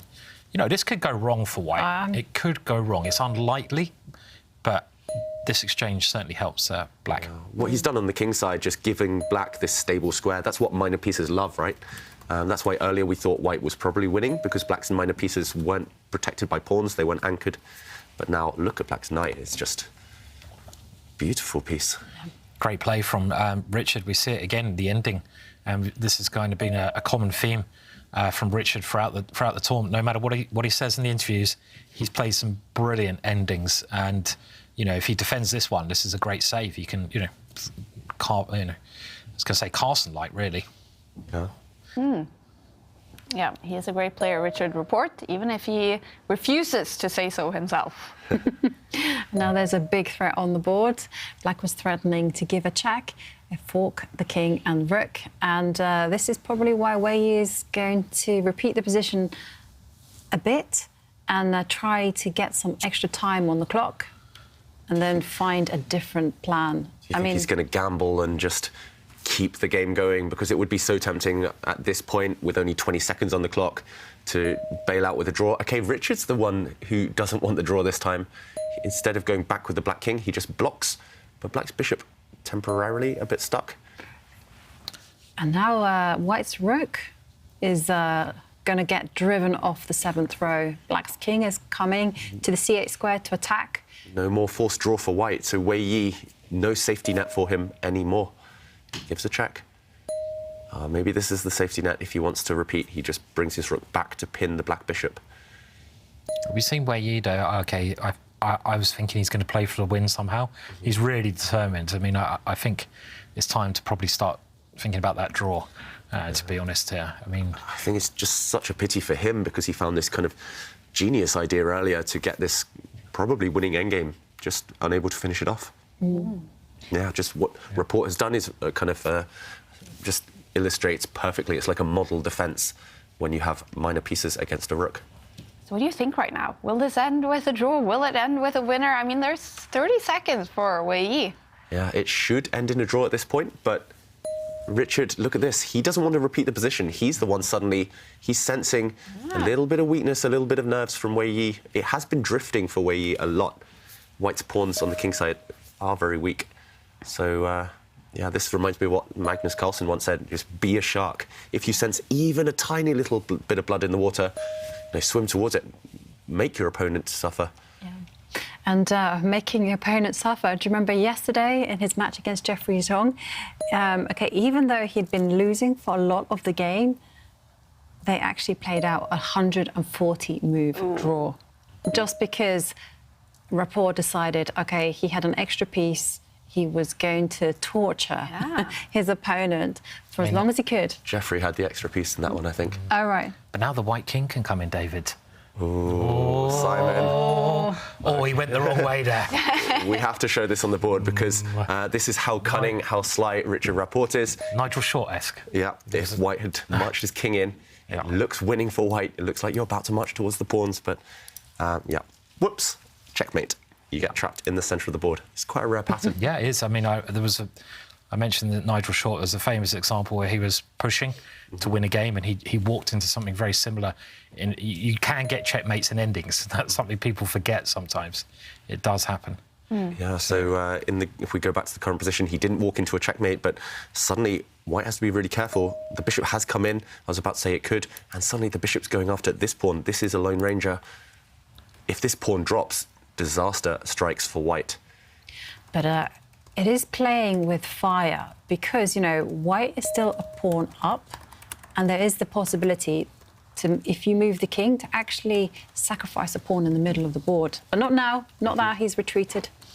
Yeah, and OK, talking of retreating, Richard goes back, maintaining the status quo. Black still has this kind of dominant square in the centre for his knight. It definitely feels like Black is suddenly Richard Rapport. He's hinting that he wants to play for a win, but the evaluation bar not impressed, and Wei Yi defending, or at least reasserting some control pretty well. The White king now stepping away from any checks. I'm not sure what White's plan is, maybe to come across and push this pawn. OK, the knight comes in. Now the king could go forward again, and we could see this checkmate once more, but unlikely, unfortunately. This is a nice move from Wei Yi, you know, just putting his rook far away from any potential danger from the knight. And now he can put his rook to the 6th row. Yeah, maybe you give a check first. This is perhaps slightly annoying. Hitting the king, if it stepped forward, now you check and you win this pawn on the next move. So the black king's been forced back to a really bad square. Strange, isn't it? I mean, even though there should be a draw, and it should be a draw for a long time, it just feels that there'd be a decisive result to me, because they're both trying to win so much, and neither of them want to draw. Yeah. So, you know, if they're both trying so hard, it's likely that they're going to take a bit too much of a risk, one of them, at some point. Yeah, Wei Yi's been playing on 30 seconds for the last 30 moves now. I mean, he's holding his nerve well, but it's definitely a situation where you could imagine one small slip and things could turn around. He's gone with his rook across, maybe hinting that he wants to push his h-pawn forward, swap off those guys. I guess exchanging pawns guides the game closer to a draw, but that is White's big weakness, the white h-pawn. So, yeah, so pros and cons. He just wants to push it, do you think, and exchange it, maybe? Possibly, yeah. All right. Well, game 2 between Jan-Krzysztof, Duda and Aronian. It has started, and we will jump into that when this one finishes. But it's interesting to follow the ending to this game. Will we have a winner in game 1 between Wei Yi and Richard Rapport? Yeah, I feel this will be a draw, but I love the fighting spirit that both of these guys have shown. I love the fact we're nearly at move 100. And, it's been a really fascinating game. Also, we learn a lot about rooks versus minor pieces, which is quite a common material imbalance, actually, at all levels, especially at lower levels, club level. Lots of players, they do make this kind of 2 pieces for rook trade, and we often end up in games like this one. But I have to say, it's such a pity that Wei Yi has put all his pawns on the right, on light squares. Because if they were on dark squares, you know, he would have a free hand with his king just to go wandering to the left side of the board and just start helping advance that c-pawn forward. Yeah, he's still trying to win, isn't he? I mean, his last move, he could have taken the draw by checking the king. So, but I just don't see much play left in this position now. Black has a fortress, pretty much. Yeah. The only way to potentially win this one as white is to give up the white rook for potentially black's knight and a pawn. So if white could have 3 pawns against a bishop, maybe some chances, or 3 pawns against a knight, but... Maybe Wei Yi's plan is to give up his rook for the black pawn, give up his 3 pawns, and see if Richard can checkmate with knight and bishop versus king. Do we think Richard will manage that? Knight and bishop versus king, he could do that blindfold, I think. With the extra time on the clock, it's not a problem. I have to confess, I've been very bold with my statements. Yeah, I could do it in 20 seconds. I had once 15 seconds, and I didn't do it. And I was like doing it in front of a crowd as well, and I was like, oh my goodness me. I should not be so bold with my claims. I think I once did it against a good friend of ours, an English grandmaster, online, but I think with 11 seconds, no increment. Wow. And that's starting from the middle of the board, but Who yeah, was it's that? nerve-wracking. Danny Gormali. Danny Gormali, okay. It's, yeah, it's difficult. Well, Bishop we're versus King. getting close to move 100, David. Is it a grind if neither wins? Yeah, it's... Or if you're going to grind like a grandmaster, does it have to be a winning game? There are different kinds of grinds. You could also grind out a draw from a really difficult defensive, maybe losing position. Let's just say it's a mutual grind where they ground each other down. I would love to see somehow King versus King at the end to show they fought right to the bitter end. But yeah, it's been a hard game for both. I mean, Wei Yi, I've been very impressed by. I think he just rushed pushing his kingside pawns. A true grinder would maybe have just put the white king behind white's pawns earlier before pushing them forward to ensure they wouldn't get fixed on the squares they're currently sat on. White's pawns on the light squares. They're just unfortunately on the worst possible squares right now. I mean, I think they've made 100 moves now. They can just have a draw now. That's enough. I mean... They have impressed David. They can have a draw now. It's okay. Yes. Yeah, they've done 100. That's enough. They've shown they can do it. They need to save some energy for the next round. Yeah. They've reached that milestone, they've got the badge. Well done. Well, Excellent. and especially Wei Yi has to save energy. It's 1 o'clock in the morning for him right now in China. Do you think that's part of Richard Rapport's strategy to play some long games? It could well be. If I were playing Wei Yi, that would definitely be my strategy, at least. I mean, style-wise as well, he's not known for his long grinds. He's a bit more direct, Wei Yi in general. So drawing out the games, prolonging things, prolonging the tension, especially while Wei Yi's playing on 10 seconds for the last 20 minutes. Eventually, your nerves will crack. It's impossible for anyone to just play purely on increment every day for 4 games. But yeah, this one will be a draw soon. I just took a peek and move 89 was the last capture. We've still got a while before the 50 move rule kicks into effect. But I don't think we'll see them try for that long. Oh, dear. I thought you were going to say for a second there that the other game between Aronian and Duda had already played 89 moves. But no, but I guess they're on move. Have we ever had it where one game's like in game 4 and the other one's still in game 1? Yeah, we have. Game 3 We have. and Really? 1, perhaps. Yes. Oh, wow, so it's actually happened where the first round's still going on, but another match has made it all the way through. That's, yeah. I mean, I have to admit I think they can just end it now. I think they're both ready. Look at them. Richard Rapport just looked up, maybe looking at the clocks. Yeah. He knows he has loads of time. Wei Yi did look maybe 2 or 3 minutes ago already, but he looked like he was kind of accepting the fact that this was going to be a draw, but suddenly he looks focused again. I don't see a winning plan for white. The problem is your king and rook, they're just tied down defending your own pawns. There's no time for the white king to go around on a journey towards the black bishop. They have played for soon 65 minutes this game, a very long game in the first round. Looks like it will be a draw, and Richard Rapport will have the white pieces in the game coming up 15 minutes after this one finishes. I would be curious to know whether one of these players had offered a draw. Because you are allowed It to would be kind offer. of cool if we had that feature to see when the draw is offered. Can we just press the button and get them to take the draw? Just close it down. Draw. So, I mean... Well, they used to do. Well, maybe they still do that as a children's tournament, like a UK chess challenge, right? Yeah, and you sometimes have it in the old time control. The arbiters would step in and actually claim a draw if, and that was good arbitering occasionally. You know, if someone was clearly just trying to win on time, then you know that doesn't happen anymore. No, I know that. I think when there's obviously if you're playing in one of these school competitions, sometimes you have to play during your lunchtime, and so you only get a certain amount of time. And if your game is unfinished by that time, that lunchtime is over, then there will be well, they have certain kind of rules, like more than 3 pawns is a win, less than 3 pawns it's a draw. And I remember some of my students were furious about this because they were like, I was 2 pawns up, I was going to queen. And the stupid teacher did not understand chess. And she just like, yeah, you're just 2 pawns. And she was like, But anyway. You mentioned that tournament, the UK Chess Challenge. I think when I was about 7 years old, I found this, I was playing a game, I found a really nice tactic. I sacrificed my queen, I had checkmate in 1 move. And then my opponent just sat there. And then he sat there for 20 minutes. I was like, move. I asked the arbiter, I was like, he's refusing to move. Was there a clock? Or? No. Oh, wow. And the arbiter was like, I can't force him to move. He needs to think. And I was like, he can't think. He's just only got 1 legal move. And then he sat there. At the end, the arbiter came. He was like, oh, black is 9 points up on the board. He did a count. He's like, so black wins. Really? I was like, I had checkmated 1 move. What happened? Did you show them the checkmate? You must have. I think I complained to the tournament organiser and he... There's quite a lot of money involved with those. I mean, it's like a couple of £1,000 first prize. It's a fantastic. We have to say it is a fantastic tournament. It's a great tournament, but yeah, when the kids do try to get away with anything of these things, I mean, I've seen it before. I hope that teacher arbiter gets a lot of seagulls in his garden tomorrow. They're still going. Wow. Yeah, Richard, you can tell he's getting a bit twitchy now. He's impatient to get this game done.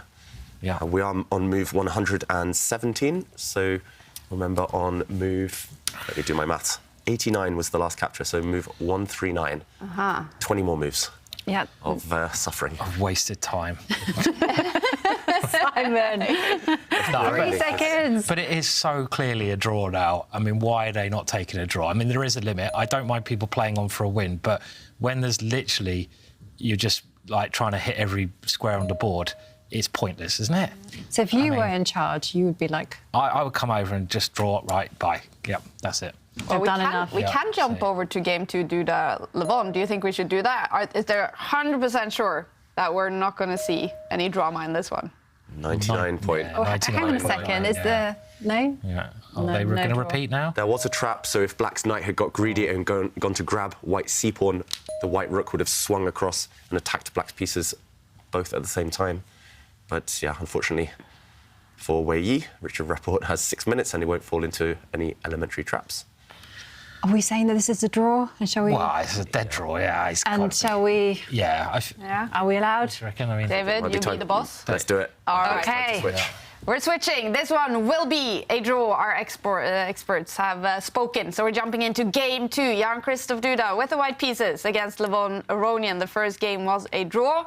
And in this one... Well, both players still a lot of time on the clock. We are 23 moves into the game, and the bar is slightly over to Duda's side. Yeah, so it's an endgame. It's only rooks and a couple of minor pieces each.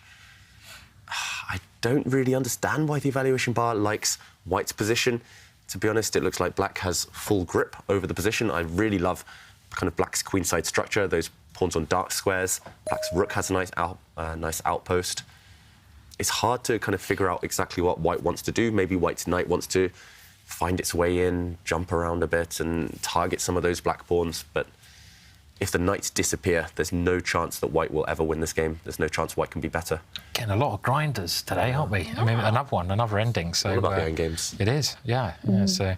Do you think that's because they're a little bit nervous and they don't want to take massive risks, for instance, in the opening? Or is it just because, you know, these players are just playing so precisely that... I think it's more the precise thing. Like, you know, at this level, if they, you know, it depends on the openings, doesn't it, a bit? So they are playing safer openings that they could play.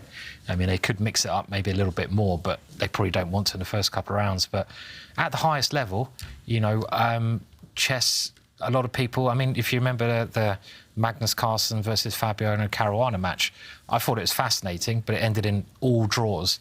And a lot of people were saying boring, all draws. You know, that's something that happens because the level, the quality is so high. People don't make mistakes, and you can't win if people don't make mistakes in chess. Yeah. So that's the thing. But it's very interesting to see how they're going to, you know, move on with these positions, though. We can learn a lot from them.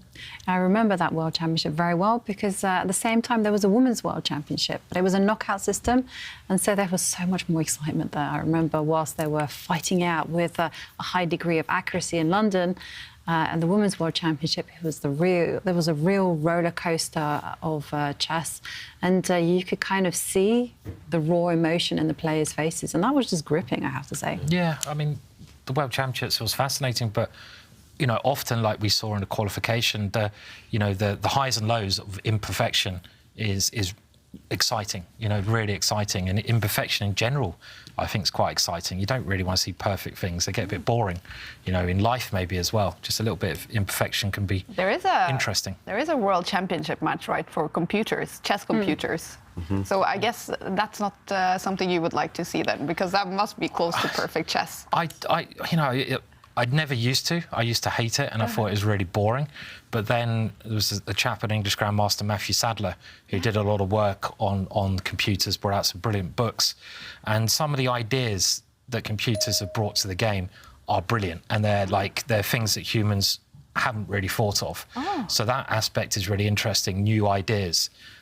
But generally, they're draws. There's a lot of draws. Yeah. But they are quite interesting draws. So, you know, I'm getting more into computer chess. Still don't watch it, but I'm a bit more interested than I was. I like the battle of human on human. I find that much more exciting. Just the drama behind it and the stories, really. So the good thing about computer chess is now there is a little bit of human input, so they play a bunch of different openings to test who's better in lots of different styles. So often the two computers, they'll get one game with white, one game with black from a completely irrational position, and it's just who can handle it better. But yeah, a lot of 100+ move games where all the pieces are on the board. It's just small manoeuvres here and there.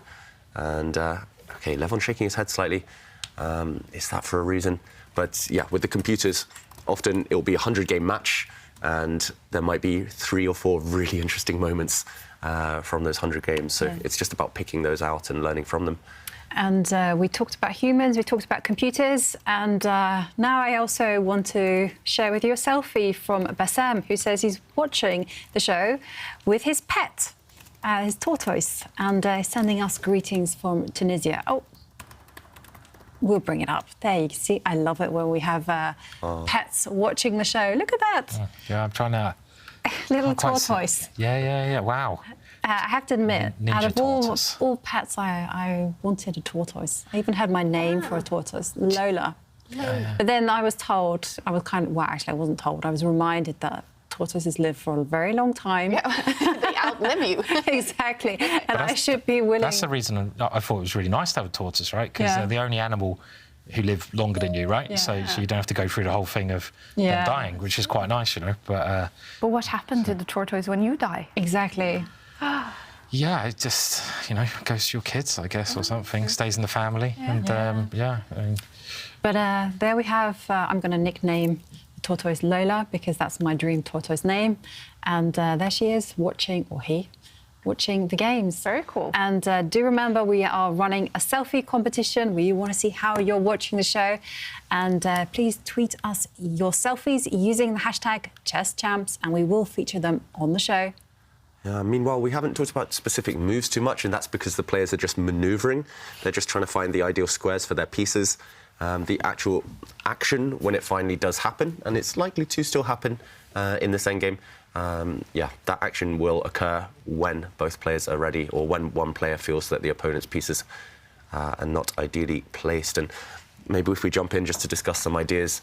And Aronian has a lot of time on the clock. He's got over 12 minutes. And here, for example, on the radar would be maybe pushing a black pawn on this side of the board. I'm not sure whether you want to touch those pawns. They could be very strong, but they could be a weakness. Ideally, you want to improve the black king. But if you walk in towards the center, maybe now the white knight can jump in with some nasty checks. Maybe that's slightly irritating. So for Aronian, it's not 100% easy. Which pieces do you want to trade off as well? That's a huge dilemma for him. Do you want to swap off the bishops, for example? You could force that by bringing your bishop forward. Firstly, this kind of change of pawn structure, it's not clear who this favours, because suddenly black gets an isolated pawn in the centre of the board. But secondly, white might say, OK, you can trade, but on my terms. And moving the knight out the way, you might be able to achieve this exchange, but at the cost of changing the pawn structure. Instead, talking of changing the pawn structure, we do finally see this action from Levon Aronian. He's decided that no more manoeuvring, no more kind of hanging around, just repositioning the pieces. It's time for concrete moves, and he's trying to isolate white's pawn in the centre. And I think we will see a pawn exchange, because if white just does nothing, I'm not really sure how, but for example, pushes a pawn, then now this pawn is probably more of a weakness than a strength in the near future. This isolated pawn, it could potentially be blockaded, just like we saw in the last game between Wei Yi and Rapport, which did finally end in a draw. But yeah, I don't think this pawn is too strong right now. So will we see a capture? White's pawn shouldn't advance either, I guess, because it might be caught. It's a bit of a lone ranger in the black half. I don't see a downside immediately, actually, to this move. At the very least, though, black could push pawn forward with a check, forcing a capture, and now a trade of pawns. I'm just trying to spitball moves here, but yeah, it's difficult. If white captures on this square, then black's bishop improves. To be honest, I quite like it for Levon Aronian, even if the evaluation bar is slightly now on white's side. I think he's chosen a decent moment, at least, to ask this question. What is white going to do with his stronghold in the centre? Yeah, it is a question, isn't it? It kind of depends on Duda's mindset, right? If he's happy with a draw, maybe he'll just exchange pawns. If he wants a little bit more, maybe he'll push forward with his pawn. I agree with you. I don't think no isolated pawn. But there isn't anything else to play other than manoeuvring a knight backwards. Okay, moves it forwards. This is interesting, but the reason I didn't suggest this is because after the pawn trade, we get this kind of Richard Rapport knight in the centre of the board, this blockader of an isolated pawn, and it's fantastic, just as we saw in the last game. I guess Duda's idea is that he wants to jump in with his knight, potentially, to this square, attacking this weak pawn. Is this his idea? Maybe he'll kind of preface this by dropping his bishop back, just to stop any knight checks. We talk about this pattern quite a lot, the knight and bishop. Two squares in between them, who controls who. Here it looks like the knight controls the bishop more than anything, but at least black has to watch out for this knight jumping in towards the pawns. This could be clever. Maybe something. This can't be stopped because the black bishop, if it moves to cover this square, would allow a knight check, a knight fork. Yeah, in the current position, I do expect Levon Aronian to just plant his knight in, but he does have to worry about this knight, the white knight, leaping into the centre. And clear target, at least one weak pawn. If he wants to defend that pawn, maybe the safest option is to retreat the black rook. So now the white knight jumping in, now the rook is kind of sat. It's not caught, trapped in the middle of the board. It's a nice defensive piece. It's just whose knight is better. They're both on outposts. He's gone to defend the pawn, which makes a lot of sense, just to keep it as solid as he can. And maybe that rook can swing over to the other side of the board and go on the offensive as well at the right moment.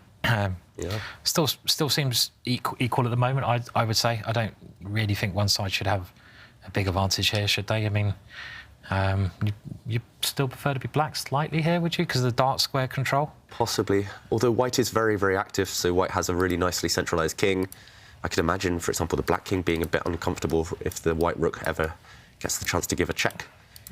Yeah, you mentioned it's just, I think, dynamically balanced right now. I just can't see it going too wrong for either side in the near future. So if either side wants to win this one, they will have to come up with something very creative. Yeah, just very high quality game again from these two players. And eventually, the first game between Wei Yi and Richard Rapport did end in a draw. I think they played for 70 minutes before it ended with a draw. So far, a quite slow start to the semi-finals, but there is a lot at stake for these four players. The two players that makes it to the final will be automatically qualified for the big major in Miami starting August 15th.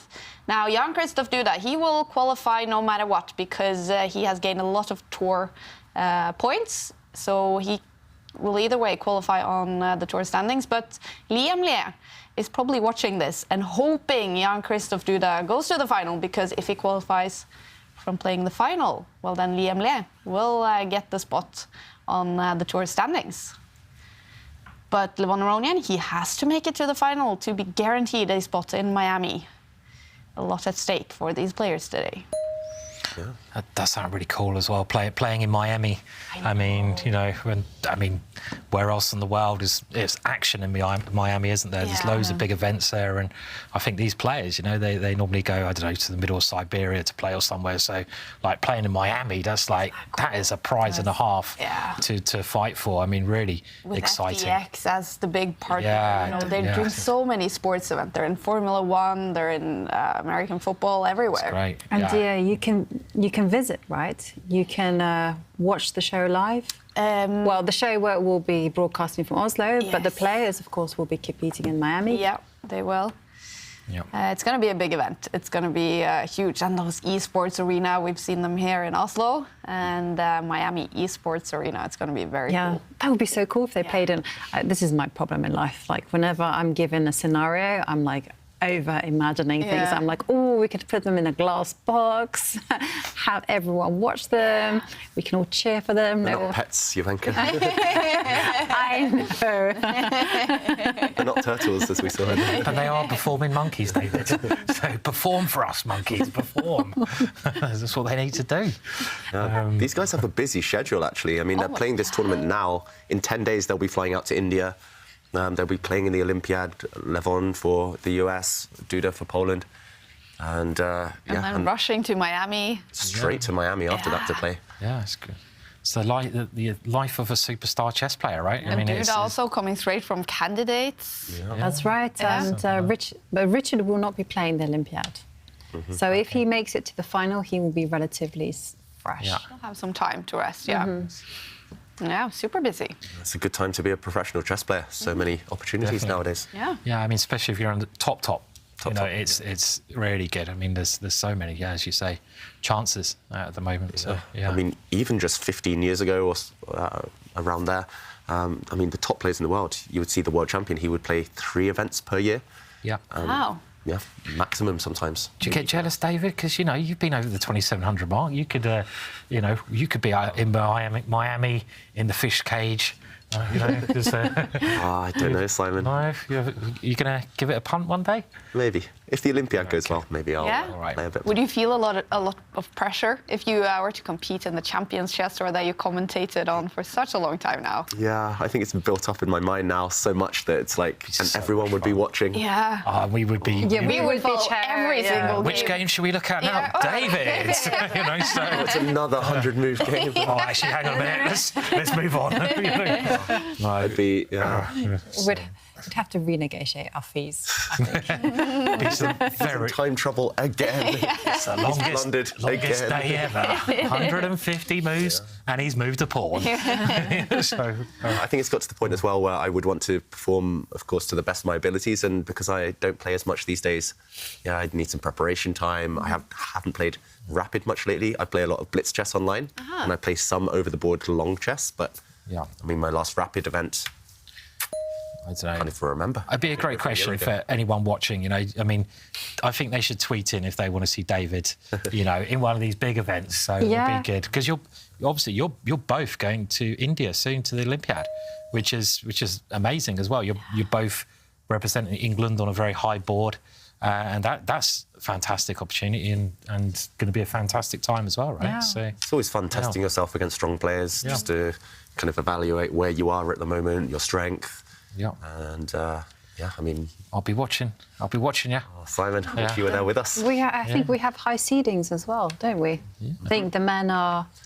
The Open team is, seeded around 9th, 10th. Yeah. Wow. And we are 20th. Wow. That's very good. Yeah. Out of 162. So very, very highly ranked. And meanwhile, the bishop had taken a step back.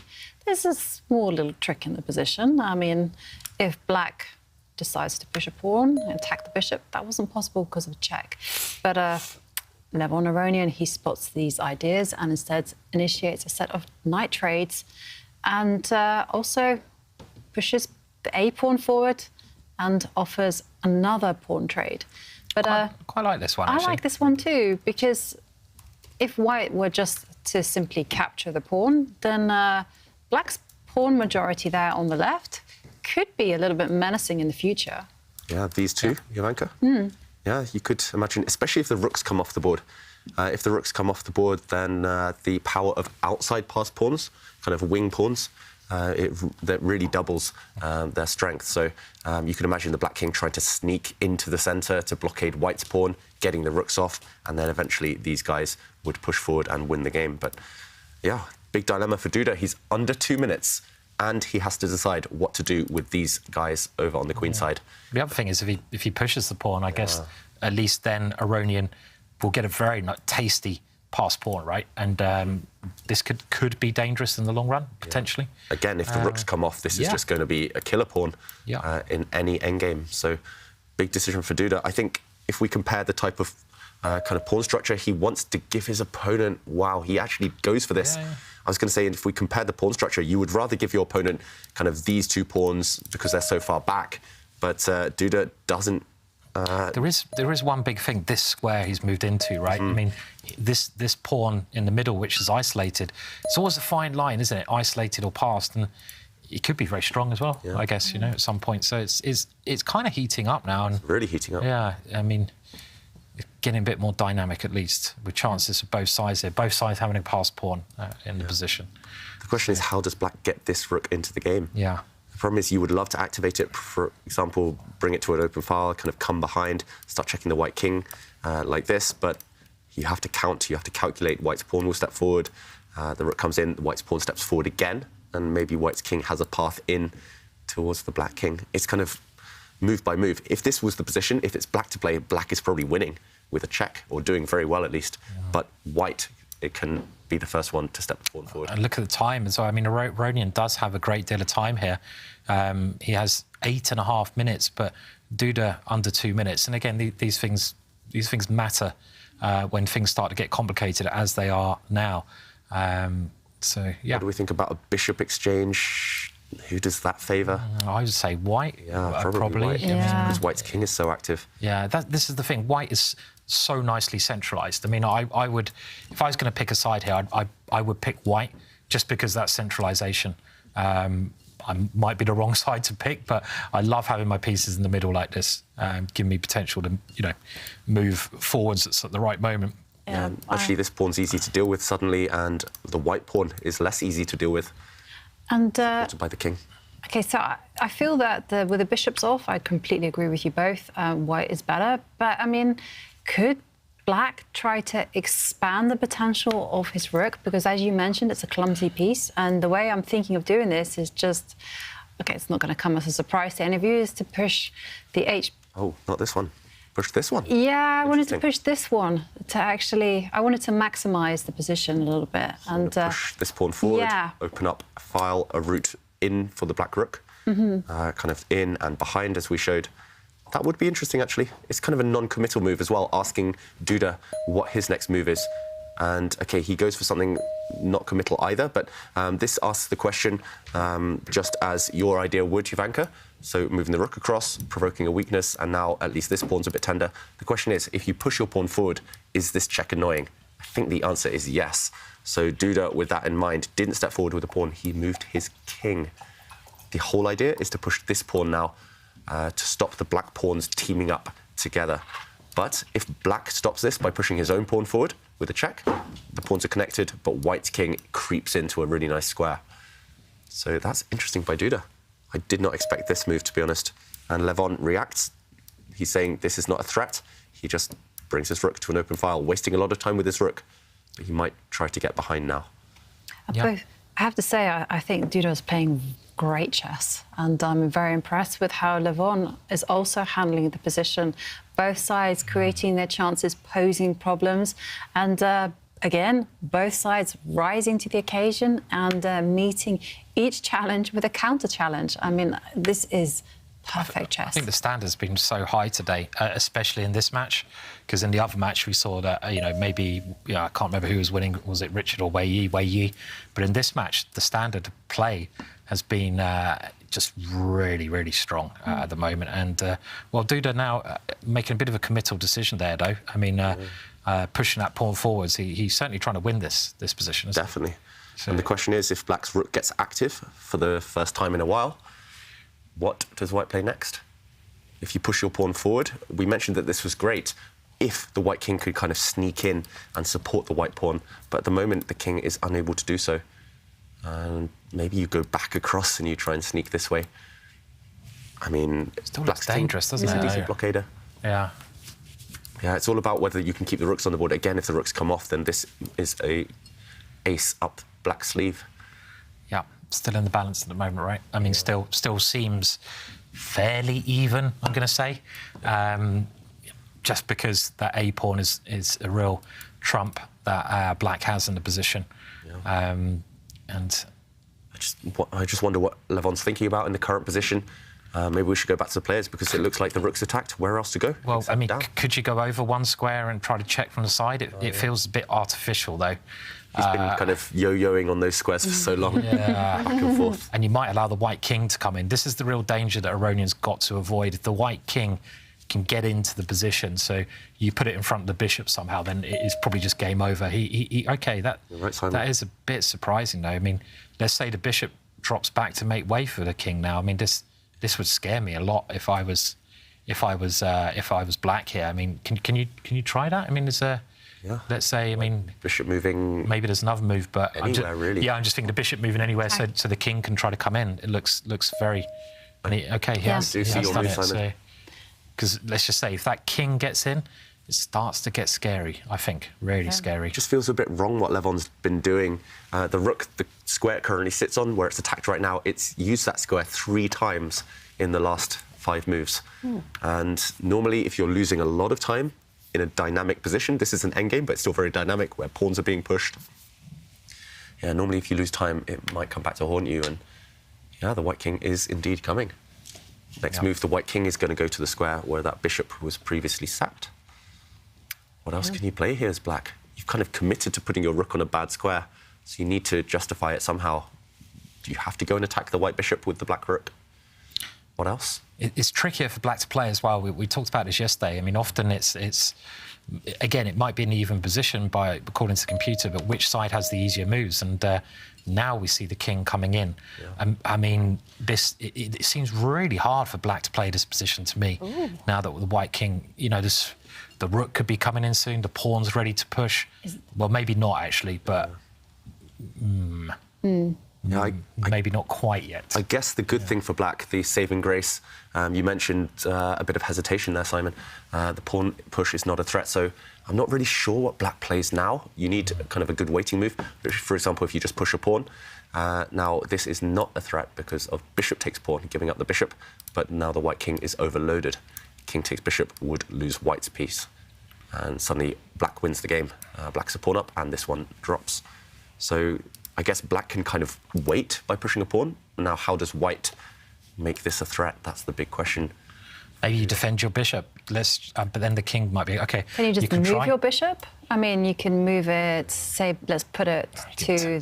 somewhere in the corner. Yeah, I thought G2 square, because then maybe it can actually threaten some mean things. Yeah, it's funny. If you can check the white king, it could be checkmate. No, you can't. The king's got the square, isn't it? So, I mean, it all depends on whether black can get greedy and grab a pawn with the rook. Ooh. And suddenly these two... This gets very sharp very strong. after e6, doesn't it? I mean... I mean, for example, white can already step forward with the king, try to create some checkmating ideas. Wow. And a check could be blocked. I mean... This looks scary. It's scary, but scary. Black has 2 pawns. I mean, the computer says 0.3, doesn't really care, but anyone can win this game. Yeah.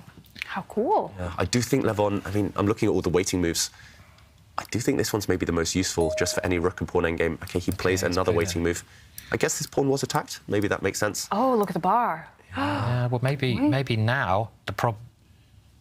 Oh. Is the bishop, maybe the bishop move again? Is there any difference? Actually, OK, I cheated. Wow. Stockfish says there's one very strong move in the position.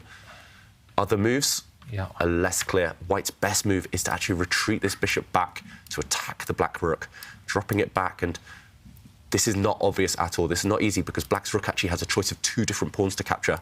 Black's rook can swing across, capture this very important B pawn. He missed it. He doesn't find it. He doesn't find any of the top 3 moves. David, do you mind showing that? Because I'm just intrigued, because this is the line we looked at. And if you push the pawn, as we did before, why can't the black bishop go back here? Is there a reason? I guess the white king steps forward now.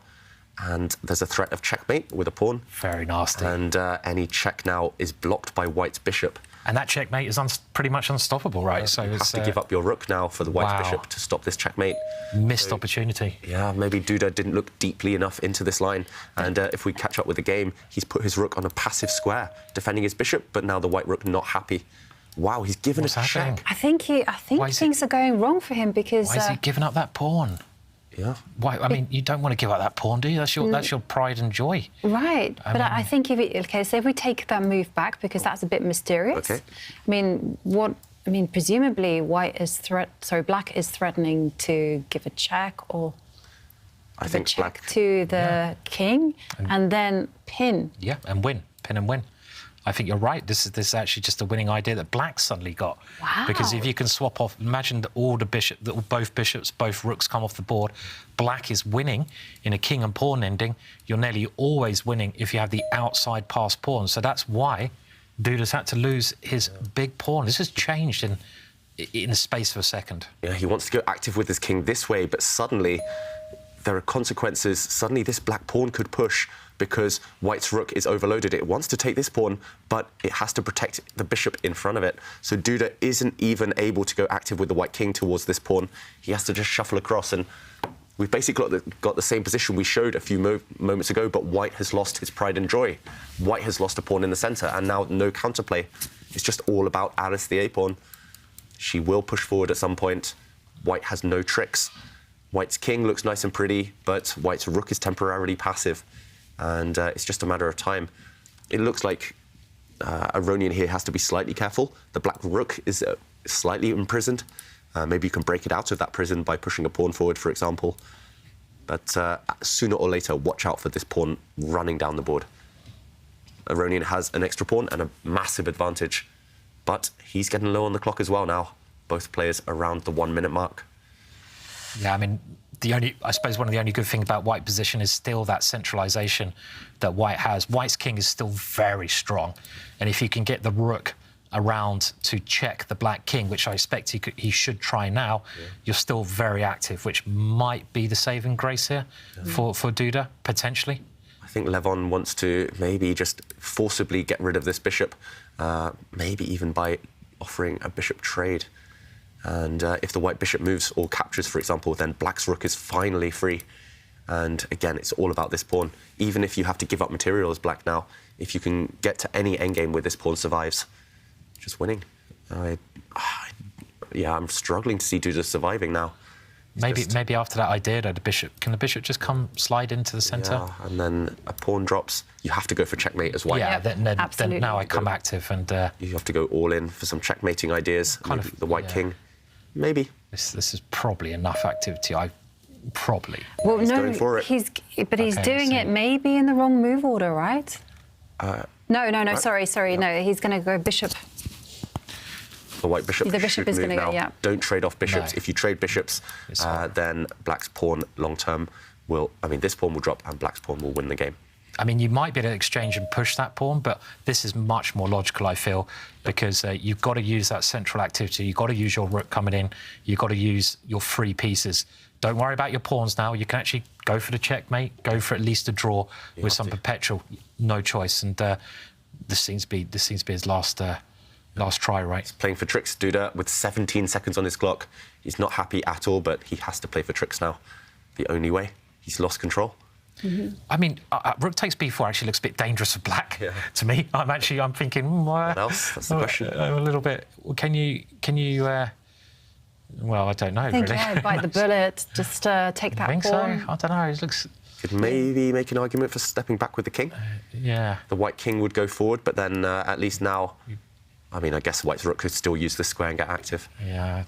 Or maybe here you could gain some time by pinning the white bishop. Yeah, maybe this would be clever. It could also be. Maybe we can see the stockfish moves in the current position because Aronian under 1 minute now. What is he playing? How many He moves moved the give an king. advantage? He played your move, David. Yeah. He went back. I mean, and look at stockfish. Only 2 moves actually give a winning advantage for black, or they did there, and they were these king moves. He found one of them. Wow. He found the winning move. So taking that pawn would not have won. No. So surviving and. Look at Duda. He is struggling. And it's gone darker as well, surprise, surprise. You know, whenever he's struggling, it's the mood lighting. Yeah. I have to remember to ask him about that. Yeah. What is that mood lighting? So. Yeah, and again, black has 2 decisive moves to win the game, and they both involve going after white's pawn that's just pushed. So you can attack that white pawn, the white b pawn, with black's rook, with black's bishop. Either way, should be winning. Yeah, what white needs to do, again, if white can get his rook behind the back, then he might be OK. But actually, the white rook, it can't really get into the position easily. All the squares are covered, right? And struggling. His king is so active, but... Wait 1 second, look at this. Look at this position, you know, suddenly you see all the pieces lined up on the D line, but Duda is just not getting anywhere. Well, this is a great try. This is, he's now got some threats, right? Is there a threat?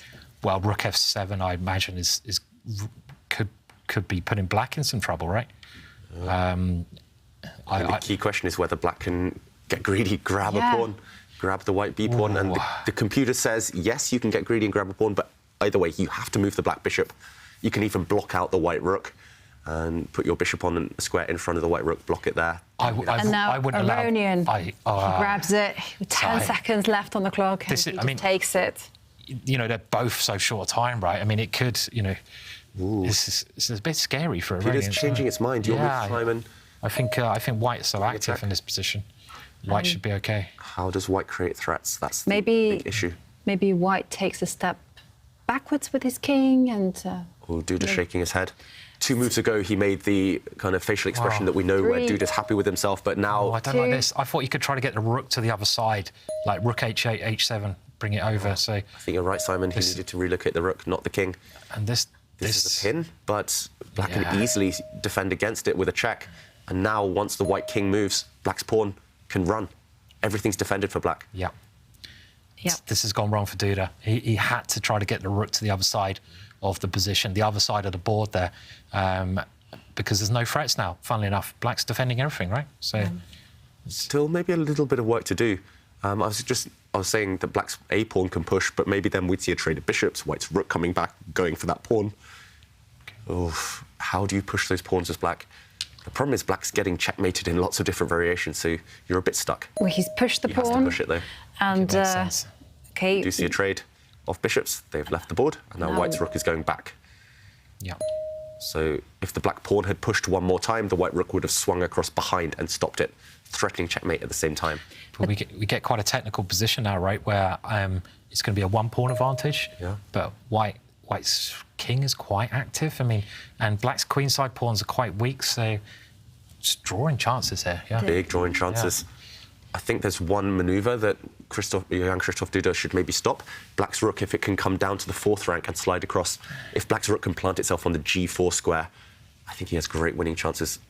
Computer does advocate maybe trying to prevent that, but whoa, he pushes a pawn forward instead. He's not liking his pawns too much in this game. He really hates his pawns. What happens if black's rook comes in now? What happens if you get greedy? I mean... What happens if you just take that pawn? Yeah. Take it and see what happens. The rook can plant itself on... I think it's really strange. No time on the clock. And I mean, move the king back was an option there. There's lots of other moves, but... OK, Aronian has a very promising move. He has several promising moves. He shouldn't actually capture this pawn. He should not take the bait. He does take it, though. However, now we will see Duda's idea. Duda is going to go and win one of the black g-pawns. Double pawns now. Yeah, it was so natural for black's rook to get active on the last go. Just really surprised by every move from these 2 players, I must say. But this is still... The white king is not great, is it, for any ending, even before the pawns come off? I mean, I'm just trying to... I think this might be... Ooh, winning for black. But I don't know. I'm just thinking...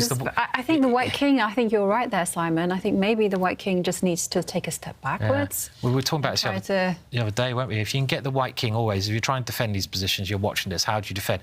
If you can move the white king in front of... Here you go, great idea, Jovanka. In front of your opponent's passed pawn, so he's going to try to get it in front of the pawn, then you draw. Black can prevent this, though. And he is. So we're going to see the black rook getting X-ray to stop the plan, because now the white king can't move back, because there's a horrible trick there if it does. Yeah, maybe we can quickly show this while we keep an eye on the players. The key idea in the current position, OK, he does take a pawn. If the white king goes back, it needs to blockade this pawn for later. But then rook takes pawn would have been a nice X-ray that Simon mentioned, and black makes a new queen.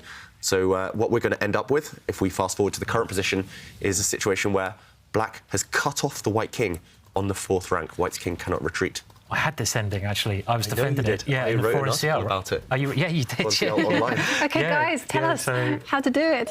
This was against... Yeah, so you wrote... I didn't know you wrote an article, did I? Or maybe you told me, I'm not sure. Maybe I did. Yeah. OK, is this a win? Is this a draw? We need our friends with table base to check. OK. And, I think the article said it. I think it's a draw. I remember defending this, and I think I got a draw by the technique that White's using, by just checking the king. This is the right way to draw, and I seem to remember this was... But it might not be the same position. There's obviously some small differences here. The problem is here for White is that you still can't get the king back, and sooner or later black's going to start pushing this pawn. And already, has he made a mistake? I think he's still OK. When the white king now is checked, he should not consider going forward. He should come back to the centre, most likely. And here, the question is whether you can keep checking the black king, forcing it backwards. OK, he does go forward. I thought this was not possible. I thought this is what you shouldn't do in this type of position, because now the white king, look at it, it's so far away. And how are you ever going to get back with your white king to stop the black pawn? Unless I'm missing something here, unless there's this kind of defensive technique that I'm not aware of, I do think white's king is too far away. Look, the evaluation bar's slowly creeping up in black's favour again. What he should have done, Duda, is not go active with his king. Step back, put pressure on the black rook. And because black's pawn is not far advanced in this position, you can just check. And when the black rook moves, you check again. You're ready now to enter. So black's rook, you have to keep it honest. And black's king, you keep honest by forcing back as well.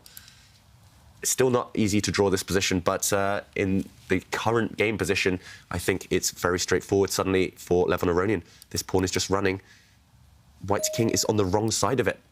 And one check is enough to force the black king in front. But here, surely, it's a matter of technique. Duda's unhappy here. The black king can just move in, and it's going to guide its pawn forward. This is a simple win now. Wow. Let's go back to the players. We're about to see a result. Black's B pawn is going to win the day. The bar jumps up to 5.6 for Levon Aronian. This is game 2. The first one ended with a draw. He has the black pieces in this one. And Levon Aronian about to go 1 point up in the match. Look at Duda, he's frustrated. 5 seconds on the clock. But I guess there's no save. There is absolutely no save, and he's let the clock run down. Yeah. Aronian takes the first point. Wow. Levon Aronian, he takes the lead in the semi-final match against Jan-Krzysztof Duda. A great game. No smile on his face. Looks very concentrated still, Levon Aronian. Probably going back to take a look at this game. They now have 15 minutes to get ready for game 3. Levon Aronian will have the white pieces, and if he wins that game, he will be ready for the final. And what a game, David. What happened? What a game. And I'm still trying to work out if that endgame was winning for black. Wow. Duda, he lost a pawn in a key moment. We saw the endgame when the bishops were still alive, when the bishops were still on the board. He fought back, Duda, really nicely. But it's all about the kind of evaluation of this endgame. Is black winning? Is black not winning? Either way, it's worthy of study, this position. And I think one thing not to do, at least, is what Duda did with the white king. It's really instructive. First, he gave a check. This is good, forcing the black king in front of its own pawn, preventing the advance of that pawn. He stepped back. That's good, giving maximum checking distance from afar. But it was in this position where I felt, at least in practical terms, he gave up any chances of saving the game. He should have come back and towards the black rook, harass the black rook, and still it's hard for black to coordinate fully to push the black pawn due to the ideas of checking in front of the black king. But instead, never ever go far away from your opponent's pawn. Here, simply no way that this white king was ever going to catch up in the race for this pawn to push. And the reason, if we fast forward, the reason that Duda resigned is because simply no way to stop this pawn anymore without the help of the white king. If white gives a check, for example, the black king steps forward. Next move, the pawn advances, and slowly but surely it will promote. And that means 1 point for the great Levon Aronian. In the semi-final match, Richard Rapport and Wei Yi, they played a draw in the first game. That was a game that lasted 70 minutes, a super long game. And here they are, 23 moves into game 2. Richard Rapport with the white pieces, 9 minutes left on his clock. But Wei Yi, only 4 minutes left on his clock. He's played quite slow in this one. What's happening on the board? I mean, first of all, what a weird position. Oh. Look at the black king, uncastled. White is actually a piece down. White has given up a bishop, but in return has 2 pawns. Now there's a checkmate in 1 threat on the board. White's rook wants to go up to the 8th rank, checkmate the black king. So how do we prevent that? Do we have to push a pawn, create some breathing space for that black king? Maybe black's bishop can move out the way. Oof, it's hanging by a thread for Wei Yi. Despite the evaluation bar liking his position, black has some serious threats to deal with. Rapport was just nodding there as if he's really happy with his position. I like that kind of body language from players. Shows they're confident. OK, he has pushed a pawn, Wei Yi, and at least now the black king has some luft, some air. And, OK, white needs to regroup and keep attacking to justify his piece deficit. Yeah, and this is very much a game where you just play move by move. And white, now we have to kind of investigate all the checks, the captures and the threats. And if there's none of that, then you have to just retreat the bishop, but retreat it to a very aggressive square. So the first kind of move that I'm drawn to would be, you know, just first of all giving a check. But that one I dismiss quite quickly because the king steps forward. And oh, there's another check. Yep, you can check with the knight. This would be checkmate, except for the fact that black's rook is sitting on the edge of the board, so we can capture here. And the problem is, after all of these exchanges, if we do a quick count, white has a rook, which is great, but black has 3 pieces in return. That's too many. So I think we can rule out that one, unfortunately, for Rapport. Yep. But it's tempting to look for checks, and he will be trying to calculate to see if there's any hidden resources there. And then again, you know, so then you kind of fall back to the second one. Well, OK, if the forcing moves don't work out, then just drop back the bishop, or there are no good counterattacks. That's also something that I am training myself to remember. Yeah, counterattacks. I mean, you could create a threat, for example. You could bring the white knight in, threatening to checkmate the black king. But again, maybe the issue is that rook takes knight, giving up a rook in order to win all of the white minor pieces. This looks pretty good for black. Black's king will just step forward on the next go. White's rooks cannot coordinate to checkmate yet, at least. So, yeah, I think, Jovanka, you're right. All of the direct attempts to check, to force checkmate, to create direct threats, they don't work. So step back with the bishop, keep it safe. And then a second wave of attack will come at some point, maybe with a check, maybe again with this rook check or this knight jump. I have a feeling, because black is really lacking defenders, you have to step back with the black knight to blockade, to kind of plug those holes. But after, OK, we have seen the first move at least, and Wei Yi instantly drops the black knight back. This looked like an only move, the only way to stop white's bishop coming into the position. Now, for example, if we see an exchange, then at least black is just about surviving. The 2 bishops do cover a lot of squares. What do you guys think? Do you see a follow-up for white in the current position after this knight retreat? It's a very complicated position. I mean, typical Richard kind of position. I mean, this is much more exciting, I'd say, than the first game. I mean, he's sacrificed a piece. He's got this material imbalance. All of white's pieces are very aggressive, and black's, even though black's a piece up, he's got the rook stuck in the corner. My first instinct would be to take that knight off, because I don't see what else you can do. You can't live with the black knight on that square. So I would probably take that one off. And after pawn takes, I don't think black has a threat here, because black is not really threatening to take your pawn, because there's a horrible pin, for example, with the rook. And I think that just wins the piece back with, I mean, there's king e7 there, which is quite peculiar, but which is a really weird fork. Actually, that's really nice. Yeah, you hardly ever see a fork with a king. And that's a very rare example where a king does a fork. So that's actually peculiar, right? That is a big trick in the position. It looks like black's blundered, but suddenly the black king wins one of the white rooks. And that's just the kind of thing Wei Yi could pull off, isn't it? I mean, he's a very tricky player, but... Literally never seen that before, Simon, I think, in my career. Really bizarre pattern. So maybe you have to be, but maybe you take the knight anyway if we go back a little bit. Yeah. And then maybe we have to be aware of that one. So can we attack the bishop, for example? Or g4? G4 looks nice. Could throw some pawns forward, maybe create a pawn storm. My idea was something along these lines to push forward again, but again, this trick is... That trick again. That trick is so annoying, isn't it? Because without that trick, I think white has actually very good compensation for the piece. The trick of this one, moving the king, and again, double attack. What a weird example that is as well. The king forking. And the knight just cannot assist any of those rooks. No, very bizarre. Yeah. But another idea, I guess, in the current position is for Richard to take this pawn.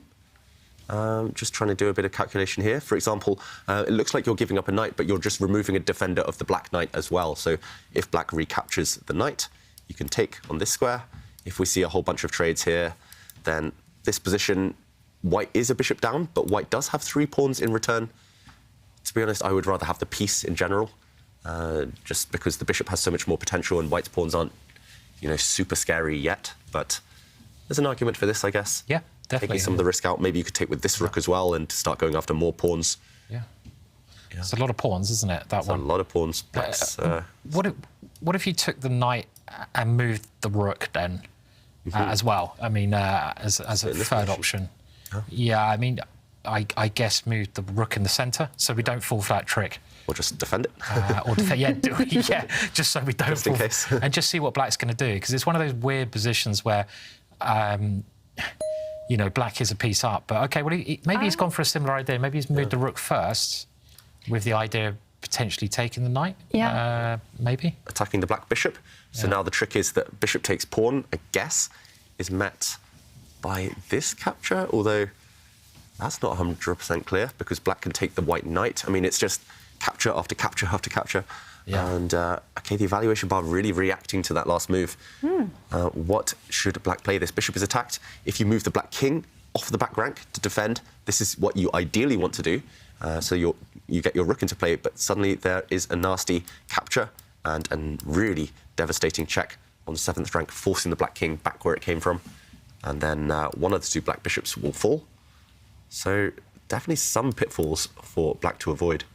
Wei Yi only has 2 minutes as well. Would you rather have the extra piece or Yes. David, I bet Give me this position to defend. I'll do it. And if I lose, so be it. I'll say, well played, white. And if I win, I go, extra piece. What? Sorry, Jovanka. You would take white though, for sure. Well, I don't know. I mean, one thing I was going to say I find like a lot harder as you get older is to play these kind of positions like where you're constantly trying to find counterplay. It's so exhausting. It's so much energy. It's so tiring to do it game after game because you've got to calculate so deeply. And as you get older, it's just harder to do that. Hence why people go a bit more positional, I think, as they get older. But Jovanka, sorry, what he's actually made a move. He's gone for the pawn-grabbing expedition with the bishop. And so now we're really going to see the lines that you both mentioned. Bishop takes knight, potentially.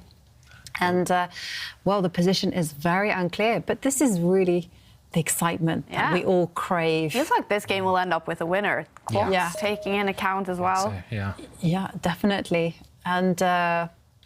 I think Richard should have taken this knight a move earlier because it would have stopped this possibility that black's now done. You look puzzled, David. Yeah, I'm just trying to work out why the evaluation bar's on black's side. It looks like white's doing pretty well. It looks like white, next move, wherever the black king goes on the 7th rank, white's going to give another check. Currently, black is still a piece up, but there are 2 bishops hanging, 1 for each side in the middle of the board. So black's king, it's going to come down to the 7th rank. There's 2 squares. I would just go to the light square. I don't really see why you would step into the kind of firing line on the E file. So step to the F7 square. White will give a check. OK, that has just happened. And now black's king has a question to answer. You need to continue protecting your bishop, surely. Do you think the players, obviously not seeing the bar, do you think they have a complete different view of this board than the computers, the bars? Do you think Richard is feeling, OK, this is my game? Yeah. I'm good. Quite possibly. I mean, he looks super focused, Richard. He doesn't look like he realises the position is +1 for black, for example. But also, from a human point of view, how do you save a piece? It looks like black is hanging by a thread here. Black's king, does it really have to go back to the 8th rank? You don't want to go back to the 8th rank because then, as Simon mentioned earlier, you block in your own rook in the corner of the board. But if you step out into the open, I mean, maybe we can show, because it's so complicated right now.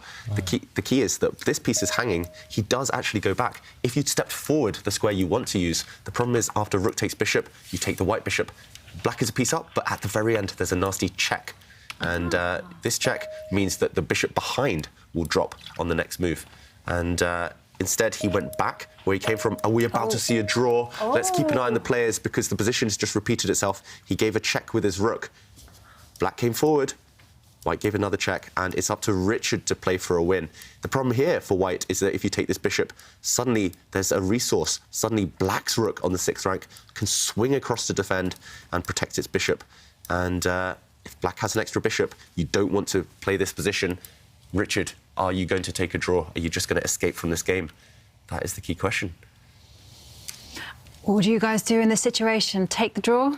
You got... I think so. You've had 3 minutes on the clock. You've had enough fun. I mean, you take the draw. You know, you sacked a piece. You're showing you're capable. I mean, I'm also wondering, can Black block the check with his bishop? You know, that's the other thing I was getting very confused about in the position. Yeah. I mean, maybe, I don't know. Yeah. I mean, quite possibly. It looks really risky, of course. But maybe this is mind games. Maybe this is Wei Yi teasing Rapport. He's saying you burn the rest of your time figuring out whether you want to go for a draw. If you go for the draw, I'll say no this time. Yeah, we've seen it before from Wei Yi in the last game. He was repeating, but not with the intention to take a draw.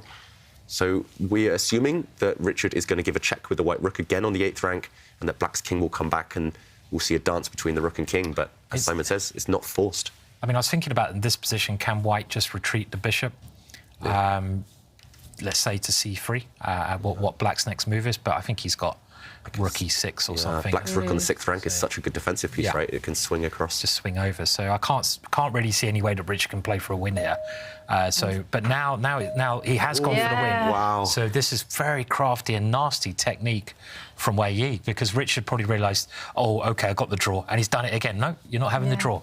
So this time it was a little bit, I think, I would say naive of Richard, because he spent a lot of time thinking about whether he would repeat the position, and this gave Wei Yi the necessary time to figure out whether he should in fact take the repetition or actually take the risk. Yeah, if Richard didn't spend those 2-3 minutes thinking about the draw, Wei Yi probably would have gone for the draw. But yeah, you're right, Jovanka, that could be a valuable kind of switch of momentum, but also time, all about the clock right now. And now both players under 2 minutes. So we can see Richard there in supreme focus mode. You know, he has to play his best chess from now on, because otherwise he will just lose. I mean, he might lose even if he does play his best chess, because he is a piece for a pawn down. And Black just needs 2 or 3 moves. Black's rook in the corner. If it gets into the game, that will just be the end. OK, the bishop does retreat. And Black's bishop now, we're expecting it to be defended, maybe by Black's rook on the 6th rank swinging across. The bishop could maybe retreat, but you don't want to allow White's rook on the e-file any action or any path into the game. So, yeah, Black finds that defensive move. And how do you find compensation here for White? I mean, it's you not don't have like enough pawns. No, it's not like you can go pawn grabbing either, because that will just lead to some simplifications, and you don't want that. You want to maintain the tension. Bar does not like this pass move. Yeah, I don't really see why, unless... Is there a trick? What about rook takes bishop right now? Yeah. Ooh. Either that way or bishop takes pawn, but rook takes bishop is actually... Is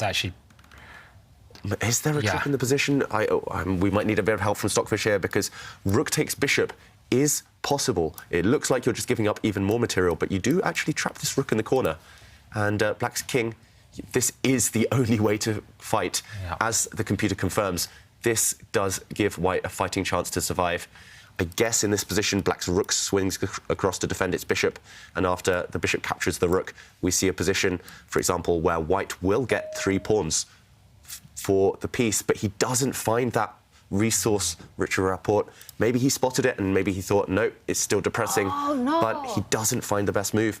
And now there we go. Wei Yi does play the best move and the most natural one. Suddenly, the Black King is off the back rank. And in this position, I'm expecting just Black's bishop to move, and the Black Rook is about to join the action as well. All of Black's pieces are coming out now. He's coordinated here, and you know, Defended everything. As soon as he's coordinated, that's, you know, no danger whatsoever, and he's really just a piece up now. So Now humans and computers agree. Yes. Now, Yes. finally, they do. At last, yeah. Yeah, look at all these black pieces. They're all at work. Yeah. They're all employed finally, and they will win the game. If you have to play a move like this one as Richard, a piece down, and then you just quietly move your king, that's a bad sign. This game's about to end. Yeah.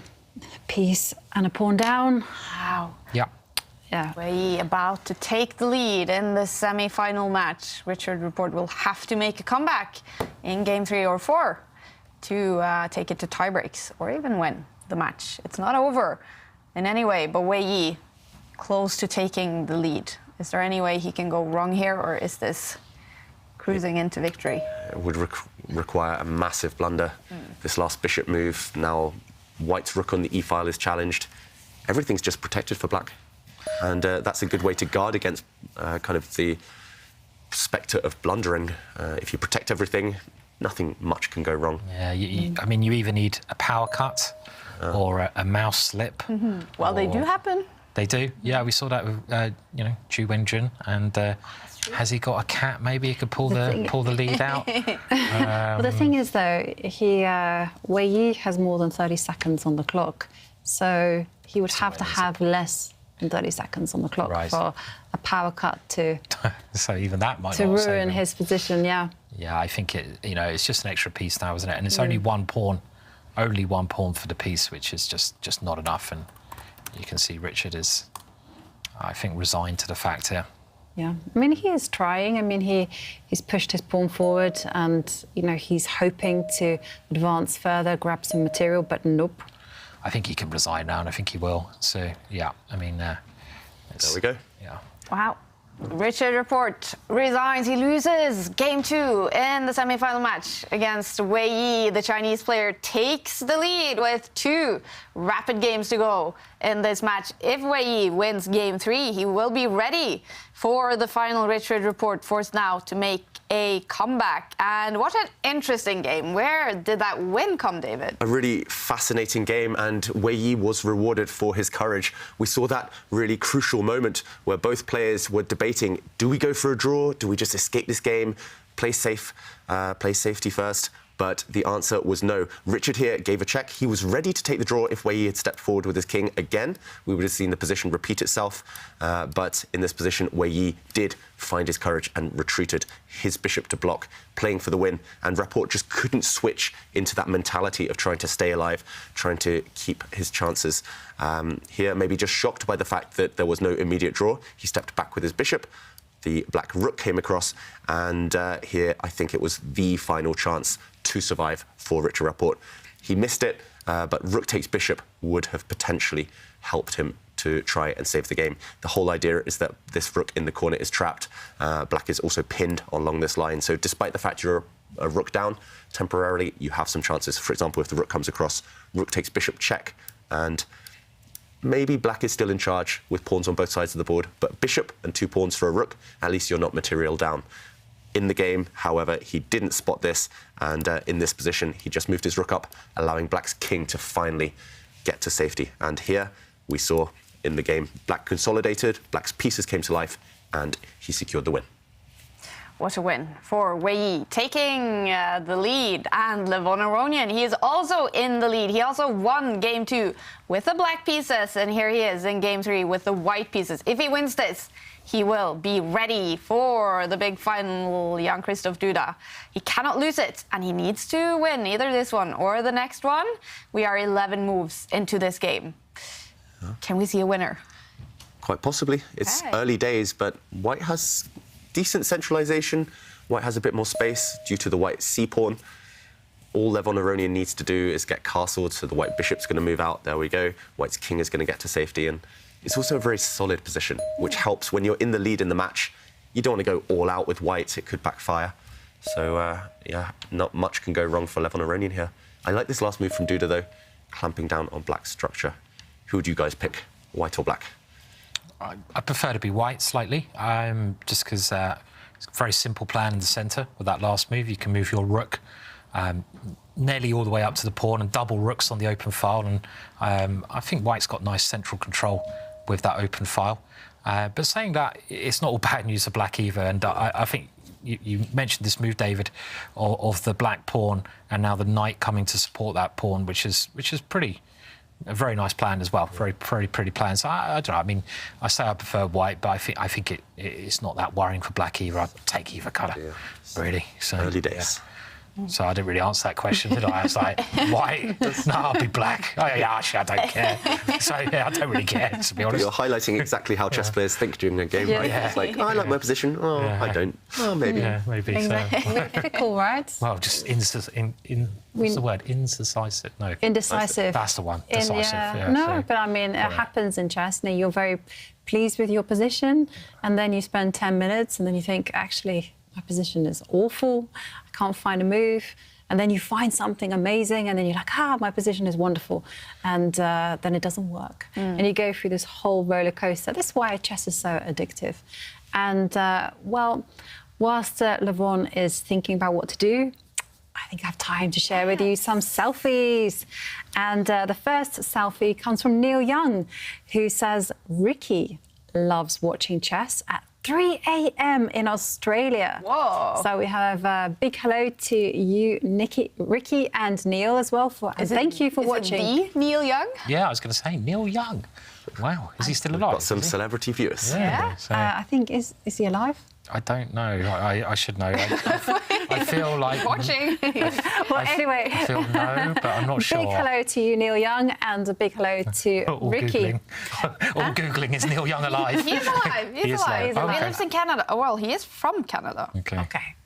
I don't know if he lives in Canada. There's probably a fair few Neil Youngs around, aren't there? Neil Young, can you write? Are you the singer Neil Young, or are you just a great chess fan, kind of Neil Young, with Ricky? Yeah, that would clear things up. And an Illinoisian tells us that Lola, he agrees with me, may be the best name for every green creature. And then check out Lola there. Hello. And finally, Bella, you might all recognise Bella, complains that her owner... Sorry, what the hell was that last creature? I was like, check out that creature. What on earth is that? I don't know, actually. So no one knows what it was? No, I don't know what it was. It was a grass. It was a green, I don't know, it could have been a grasshopper maybe? Or maybe it's got pet grass. I don't... I'm not very good with it. It could be a cricket, could be... I don't know. An Illinoisian, you're going to have to enlighten us as to why Lola is. But I agree with you. It's such a cool name. Every green creature. Okay. Yeah. And finally, you might know about Bella. You might recognise her. She complains that her owner has been inside watching chess for 6 days straight. Can someone please take me for a walk? Do you recognise Bella? Is it our producer's dog? It is our producer's dog. Yeah, you have to walk your dog. This is not good. He's too busy watching and enjoying the chess. Definitely. Producing it. If you want to enter our selfie competition, then remember you have to take your selfie in landscape mode and please tweet us using the hashtag #ChessChamps. Yes, please do. That's very fun. And a lot of animals watching chess. I've got that song in my head now. Her name was Lola. She was a showgirl. And now we're all going to have it in our head as well. Thank you. Thank you for that, David. Anyway, the position is, roughly still balanced. Both sides have pushed their F-pawns on the last go.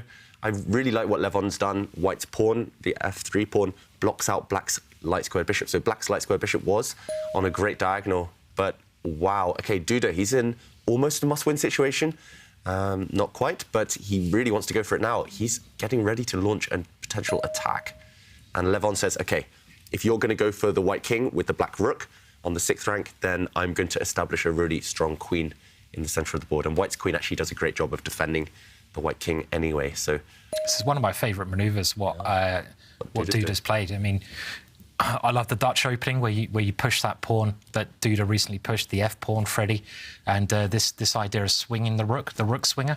I've had lots of success with it. I mean, it's at this level, it's a lot harder to get a successful attack from it because players defend so well, but it can be very scary to defend just against the brutal idea of the queen coming in next move combined with the bishop, and black suddenly gets an attack. So I like what Duda's doing at least, because he is 1 point down and he's giving himself winning chances with the black pieces. So he's playing brave chess here.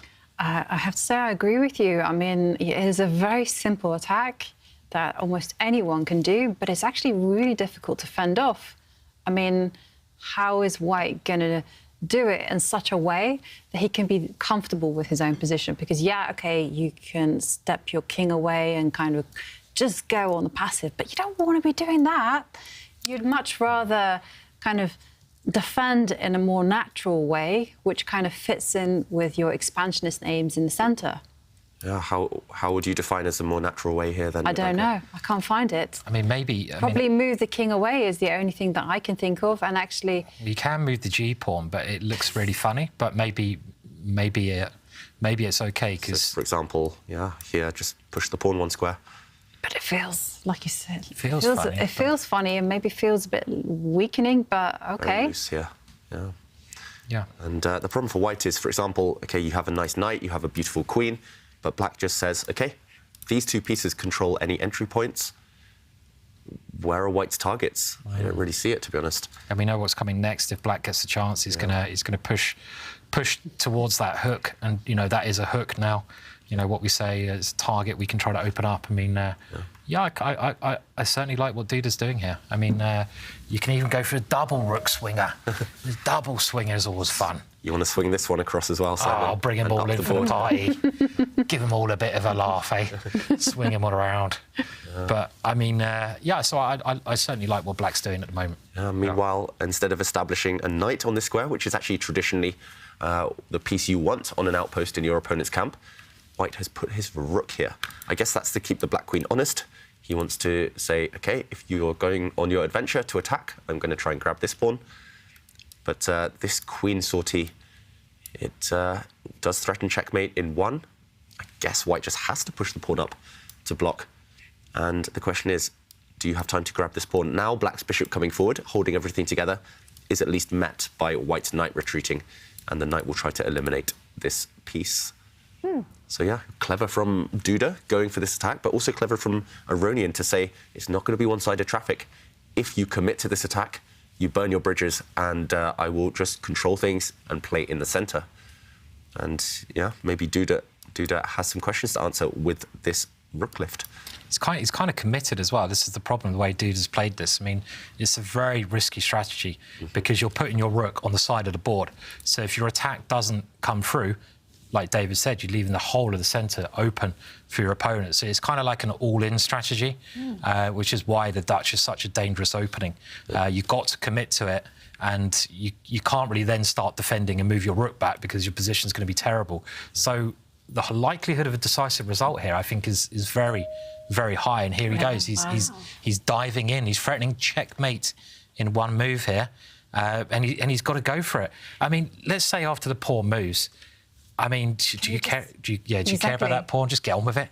Yeah, I'm thinking that. Get on with it. Push Harry, soften up the king, and after all, there is a trick, which may or may not work. I have to add. Problem is, when I take on G3 in the end, I might swap the queens off. Aronian's queen is so well placed, isn't it? This is annoying me, how White's queen is positioned. I'd be getting quite annoyed by that if I was playing, but maybe. Yeah, White has complete control over all the dark squares in the centre, which is frustrating for Duda. There's only 1 move here, though, isn't there? I mean, like you have to. Thinking about. You have to play this move. You can't do anything else, surely. I mean, unless he's thinking about trading queens, but that's not possible. You cannot do that. No. No, only 1 move. And what's he thinking about? OK, he plays it. Will he push the h-pawn? No, I don't. I think maybe that's burning the bridges well, 1 step you've already too far. burnt the bridges. I mean, you've got to. There's no. This is the thing. You're kind of all in. If you're playing this way, you can't suddenly. I think you have to. You have to keep going. That's why I don't think it's totally stupid. Might not get another opportunity.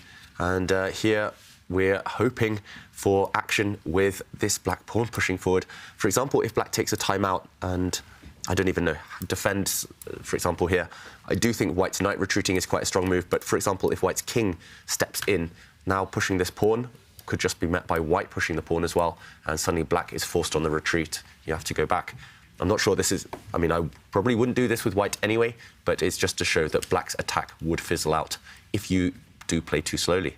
So, yeah, in the current position, maybe this is the moment. I think you have to, don't you? Because, like you say, as soon as you delay, if white can just stop anything on the king side, he's going to win this game. Yeah. So he's too strong in the centre of the board. White has too many holes. So I think you've got to just keep going. And it's one of those ones where you kind of close your eyes and you're just like, OK, I don't really want to, you know, but I've got to do it. I'm kind of like, all my chips are in the middle now, so let's keep going. And white can do what he wants on the other side of the board, win a pawn, undermining this knight. But you just keep going, right? Yeah. Just push again. I mean, you have to. You have to keep. Yeah, and if you take the knight, then at least now I come in. Yeah. At least now something is happening towards the white king.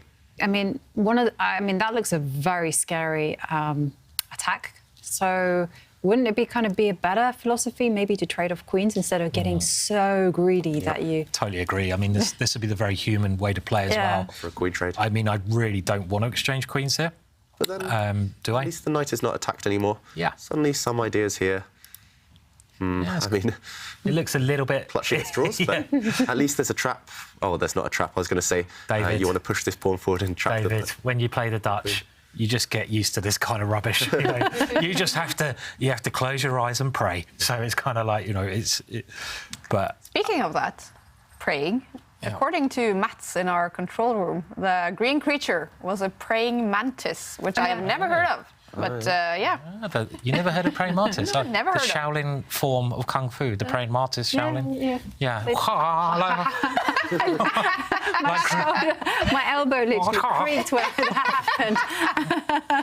Form number 3 in the Shaolin Chinese martial arts. This is all new to me. Which me and Jovanka have mastered. I did see a tweet that made me giggle. Actually, that said that we have a lot of music. Oh, what's happening? Sorry, there's some crazy stuff on the board which we underestimated. Must admit, completely off the radar, that last move. It was really, really clever from Duda. And now maybe he's got an attack brewing in a different way. We have to jump in to show what just happened. In this position, we were advocating pushing the black pawn forward, doing something to destabilise the white king side to try and break through there. But a different way to destabilise it is to interfere with white's coordination. And the knight jumped in. Dual threats now, attacking the rook, of course. But if the knight is captured, then bang, queen takes pawn because the connection has been severed between the white queen and this square. And suddenly this is devastating. A check, hitting the rook as well. This wins for black. So in order to guard against this pawn and this rook being threatened, white stepped back with his rook. And Duda just said, OK, I'll sidestep. No breakthrough yet, but now there is a threat, I guess, of the black knight retreating. And Well, Levon Aronian disagrees. He says, no threat, thank you very much. I'm going to grab that pawn and in return attack the bishop. No fair. And now the black queen is no longer attacking this square. The white rook was free to go and capture a pawn. And, I mean, there are so many big questions. For example, what happens if knight takes pawn, trying to break through here, opening up lines, and then the black bishop comes in, threatening some nasty stuff. So complicated now. I mean, there's a lot to calculate. How much time do they have? This is the thing. They both got a lot of time. Yeah. They really, you know, it's all in, but you've got to now sync and use your time in this position. Maybe it's even too late. I mean, this is either working or it's not working, right? Yeah, but how can the evaluation bar say 0.0 pretty much? Because it's so crazy right now. White has just won a pawn. And 2 black pieces are under fire. Is there some draw? I mean, is there some crazy perpetual somewhere? Possibly. I'm thinking, don't laugh at me, guys, but I'm thinking that actually after knight takes pawn, maybe you don't capture the knight, but you take the bishop. What? But then and then you hide. That's why I said don't laugh. Huh? Well, this rook is also dropping, unless you want to give a check. Yeah. OK, where do we hide now, then?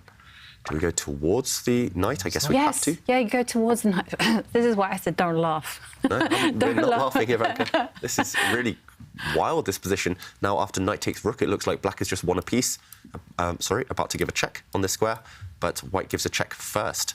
And after a trade, maybe this is the draw. The black king comes out and white starts checking. I'm not sure exactly how. With the knight, with the queen. Looks very tempting to check with the knight, actually. But he doesn't play that. I mean... Yes, he doesn't play it. Let's maybe pull up the Stockfish evaluation if we can, because this last knight retreat feels wrong, going backwards. I guess the idea is now you're attacking the white rook and you're peering down at this pawn, but I mean, very least you sacrifice this rook and you kind of sacrifice first, think later. White does have maximum control after that. But also, if you just remove the rook, I'm not sure which safe square, but even if you give up this pawn, suddenly white has some attack, potentially. Maybe the black king can hide by pushing a pawn, hiding out on the edge of the board. It's still, I mean, a crazy position. What are your instincts here? How should white react to this threat? I wouldn't want to retreat if it's one of those positions where, and again, the top players, I think you mentioned it yesterday, are so good at this. They really don't like losing tempo and such things. They want to keep, they want to keep the initiative themselves. They don't want to hand it over. So I would be looking for other options rather than retreating. Like you say, maybe taking the bishop, keep the initiative like that. Can I move my queen in? That gets very complicated. Take your bishop this way, maybe, or even doubling up. Even just giving up, going rook d1, and I'd be trying to make one of those options work to not give the initiative back. Great for white. Don't retreat the rook. Yeah. Definitely no retreat, no surrender.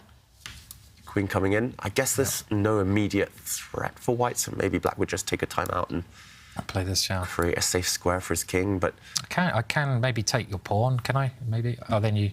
I don't know. I mean, it gets really complicated. Yeah, it's so complicated anyway. For example, there was a bishop takes here move. Yeah. Maybe the knight can go back and capture.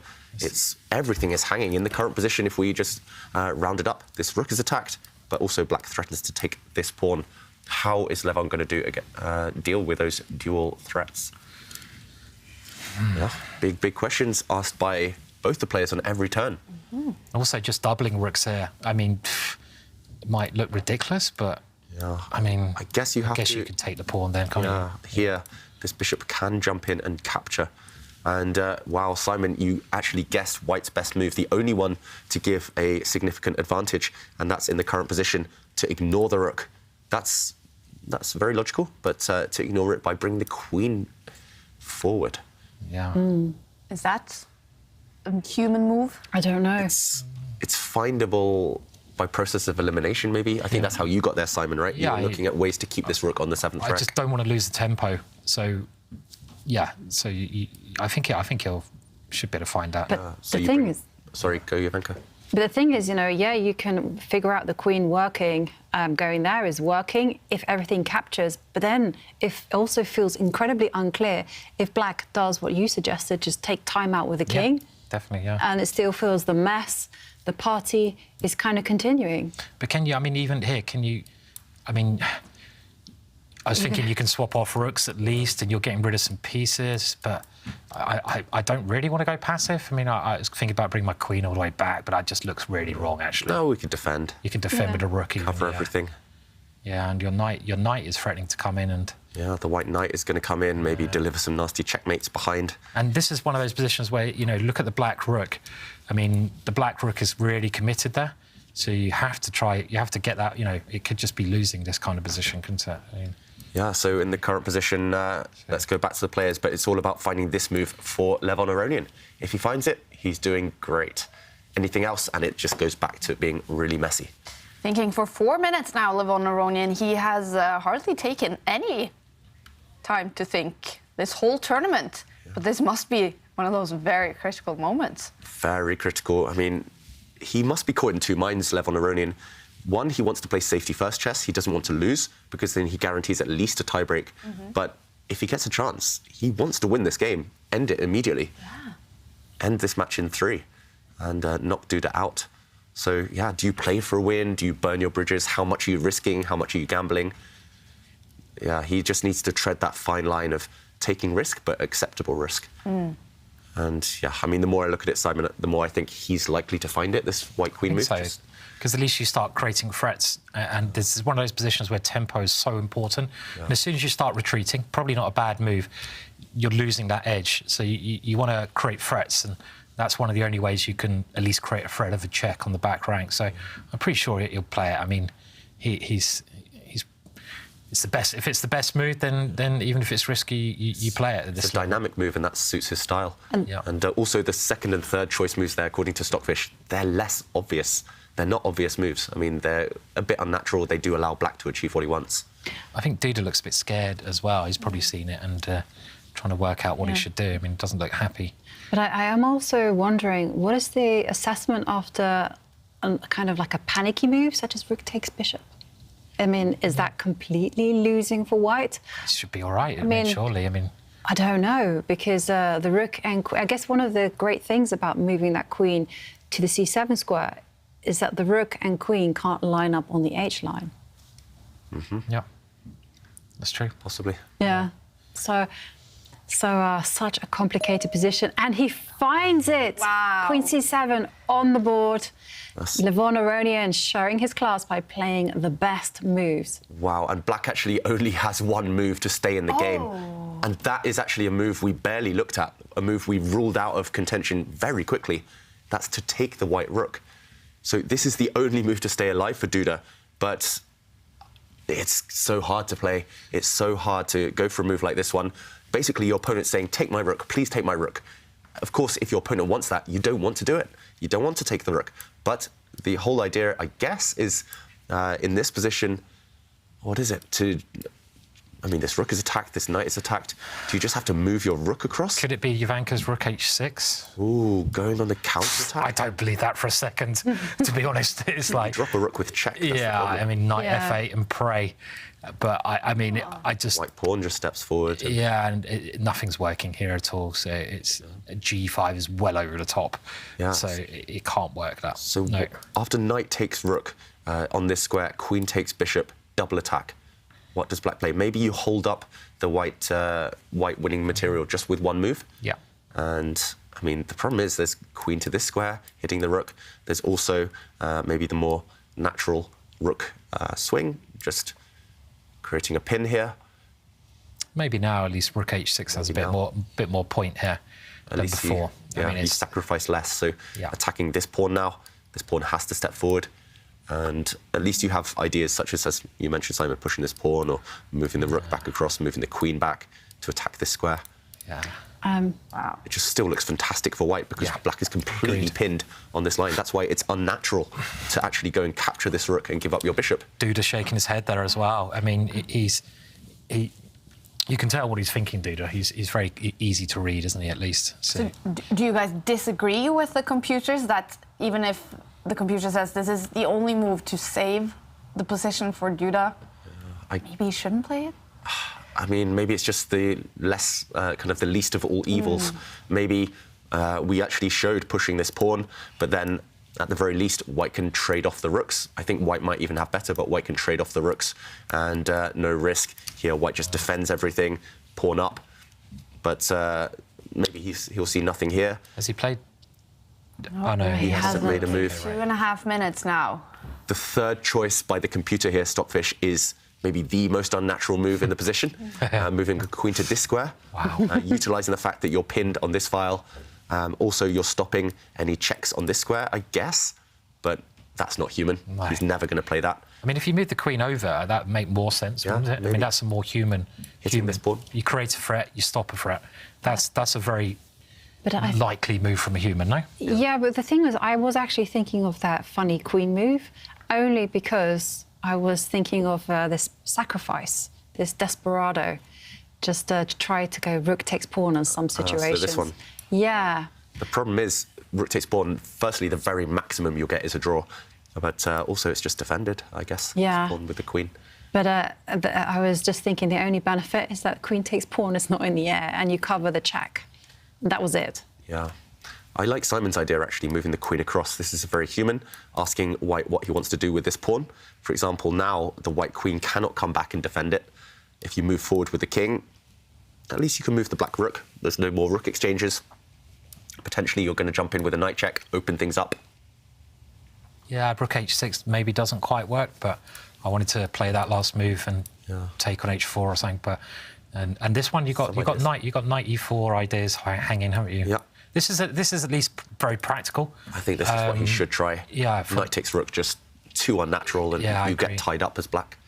Something like queen g5, but it's amazing the computer doesn't even mention this move, so it must be terrible. You know, that it doesn't mention it, but it's he's played it. Okay. That's the more human move. Yeah, definitely. Okay. So not But taking the the bar rook, not is finding the best jumping move. Yeah. Now, okay, Stockfish says White has several options. Okay. White can just move the king forward to defend this pawn. That's maybe the most natural in the position. You can also defend the pawn with the rook. That also makes sense. But the second choice move, that surprises me, ignoring the pawn completely.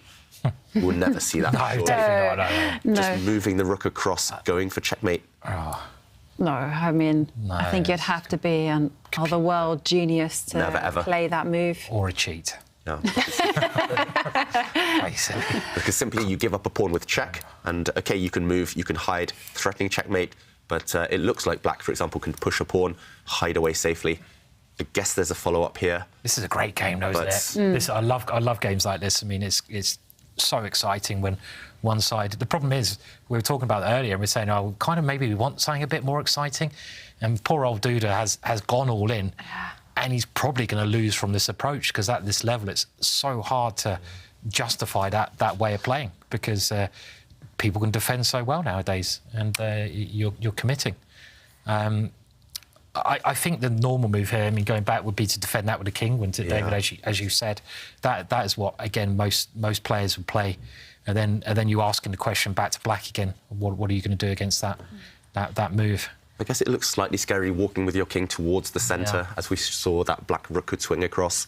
Some hints of an attack. And maybe you got this h5 move, which gives your back rank and a little bit more aggression, but then you got. I don't know. It still seems to me this position actually quite messy. So even though the computer says White's completely winning, if I was sitting here with the white pieces, I would not be comfortable. Me neither. Because you're getting attacked. There's a lot of pieces hanging around your king. Now look at the time. There's two. I don't think this game is over by any means at all. The clock's ticking. Yeah. Levon Aronian thinking again for 2 minutes. Remember, if he wins this game, he will be ready for the final. It is a must-not-lose game for Jan-Krzysztof Duda, and we have a move.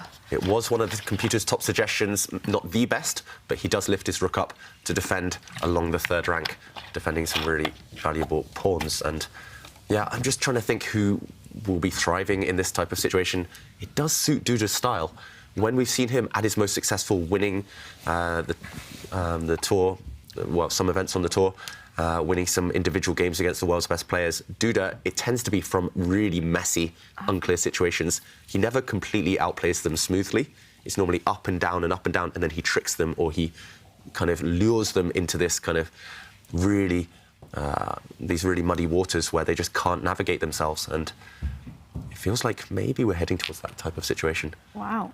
And it's dramatic in the other semi-final match as well. Wei Yi is up by 1 point, and in game 3, which actually hasn't lasted for that long, the bar is all the way over to Wei Yi's side. He could decide the match here in this game 3.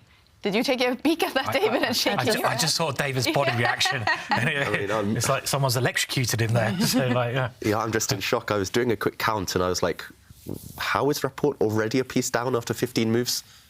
Yeah, it looks like Wei Yi is really in control in that game. It's still messy. There's still some tricks and traps in the air, but I think if Wei Yi can keep a calm head, he is about to win that match. Wow. Looks like he's won a piece very early on, and Rapport struggling to find compensation for it, simply. And we had a couple more moves in this game as well. Yeah. Something got... Well, the rook got disappeared. taken. OK. And... But he took the knight. That was not something we really considered, was it? I mean, it was a different position, of course, but... I guess things are different this time, because if we do jump in, black's actually up on material now. Now, if we take the bishop, then the rook simply swings across, and because the black queen's already on this square and the rook is defended, there's no way to kind of destabilise black's position. And suddenly, next move, for example, if the black knight jumps out the way, the black rook's really well placed on the open file. It could swing in They could jump into the position. So we saw a couple more moves instead. After the knight captured the rook, white captured the knight out of the two pieces. And black's bishop under fire now, actually almost trapped. Had to move. You definitely didn't want to go back because of a nasty checkmate. And so the bishop moved to this square, to the edge of the board, and white's knight jumped in. And finally, it's time for Harry the h-pawn, to go for this hook, as Simon mentioned. Wow. It's a scary one, though. I mean, I know the computer's like, well, white is much better, but goodness me. I think this position has just been, I mean, the whole game has been really, the computer hasn't really given it justice, because the computer has said that white's just been winning, but we haven't worked out why. And I don't think even these guys, the best players in the world, haven't worked out why. And it's just complete mess, isn't it? I mean, even now, any result possible, it really is just a bit of a lottery. Wow. So and black is just going for it with the king. He's moving the h-pawn. He's doubled his queen and rook up. He's got to go for the white king. White's got the centralisation.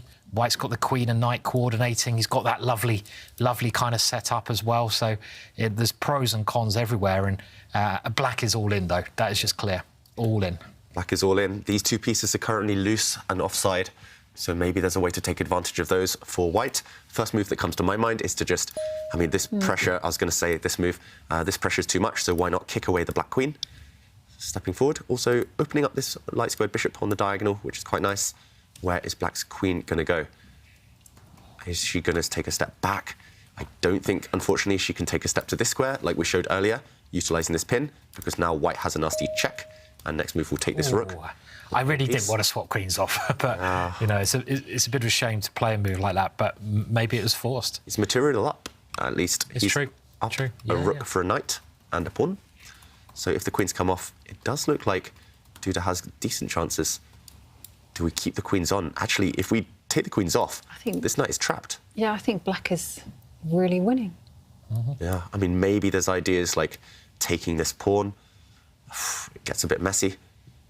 But, yeah, in this position, can we keep the queens on? That's the question. If we keep the queens on, does that mean we have to give a check? Then the black king defends its rook. And what next? Maybe a rook swinging across. This bishop takes pawn. There is bishop takes pawn, but then there's counter-attacks. Suddenly the white queen is trapped.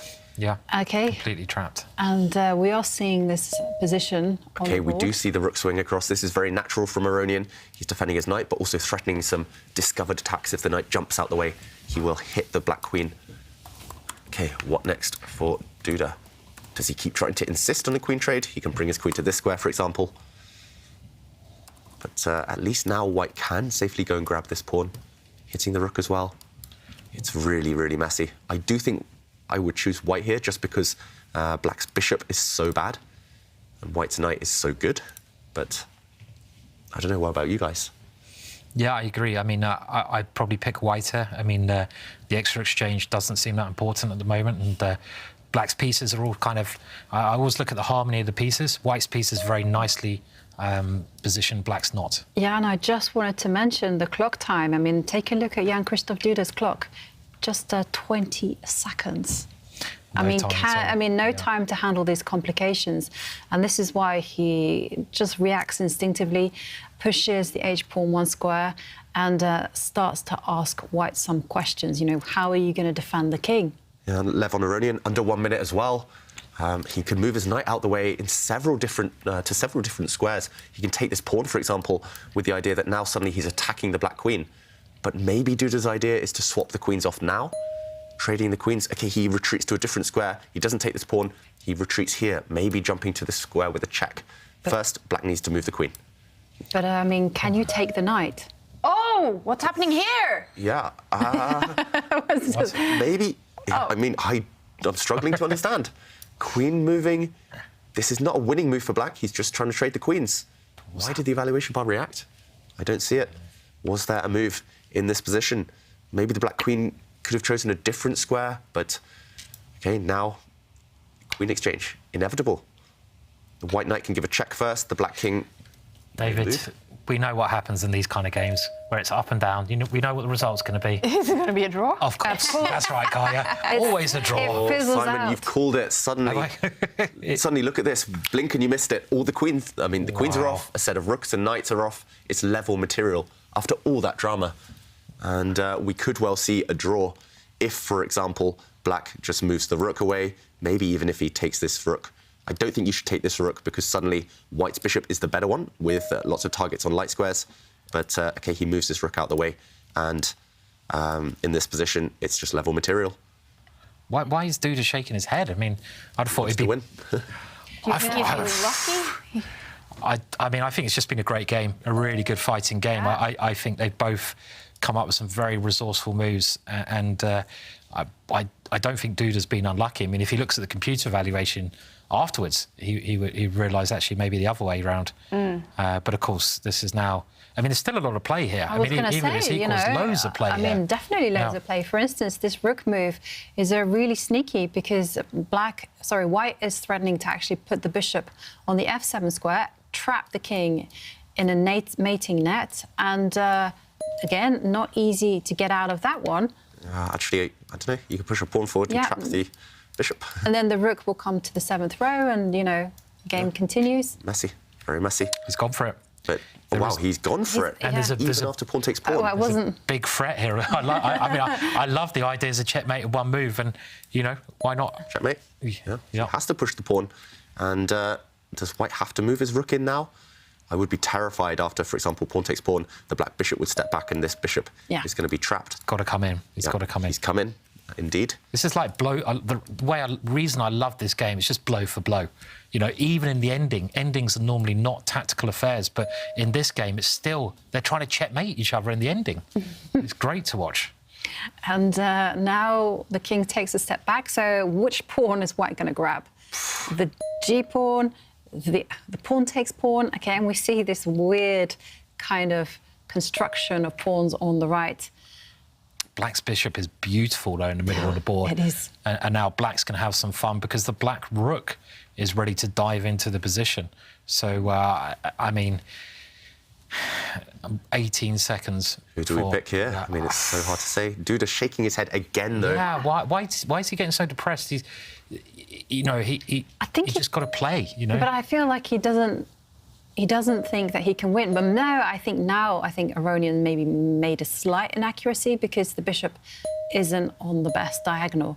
He wants to take a pawn, though, with that white bishop on the next move. He wants to take the black f5 pawn because the black e pawn is stuck defending two pieces at the same time. And do you think Aronian now is happy to liquidate and get a draw and just go into the last round, I think? This is probably... Too much excitement in this one. Yeah, I know. Aronian, I think, needs to try and get out this game with a draw before the black pawns start rolling on the queen side. What a game. Incredible. It's a real roller coaster. It's keeping us on the edge of our seats. Totally unpredictable. And now, is this the calm after the storm? Yep. Can white just capture the black pawn on f5? Is there a better square for white's bishop to go to? I'm struggling to even see alternatives for white, to be honest. He's found one. He does find one, but what's the idea there? He wants to push the white g pawn forward. White's doubled pawns. But he's threatening to, if he can go g7, then that might be winning, right?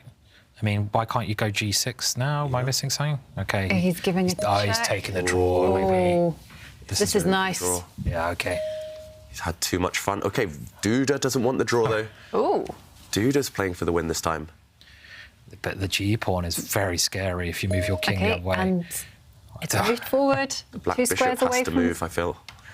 It's amazing. I look at the evaluation bar, which just says 0.0, and I just know. I mean, I know there's perpetuals, but I have no idea why it's still 0.0. It's like surely someone is winning this position, and this. I mean, that g pawn looks so scary. But black's bishop can move to a protected square, and other than the square it currently sits on, and I think just about black's position is holding. But it's not so easy, and Duda's under 20 seconds again. He has been shaking his head. So there is a threat here to win the bishop. If it's white's move, white can win in this position. But has he blundered? Is that a blunder? Oh, maybe he's just trying to create a pass pawn of his own. OK. But couldn't he have gone g7 and won?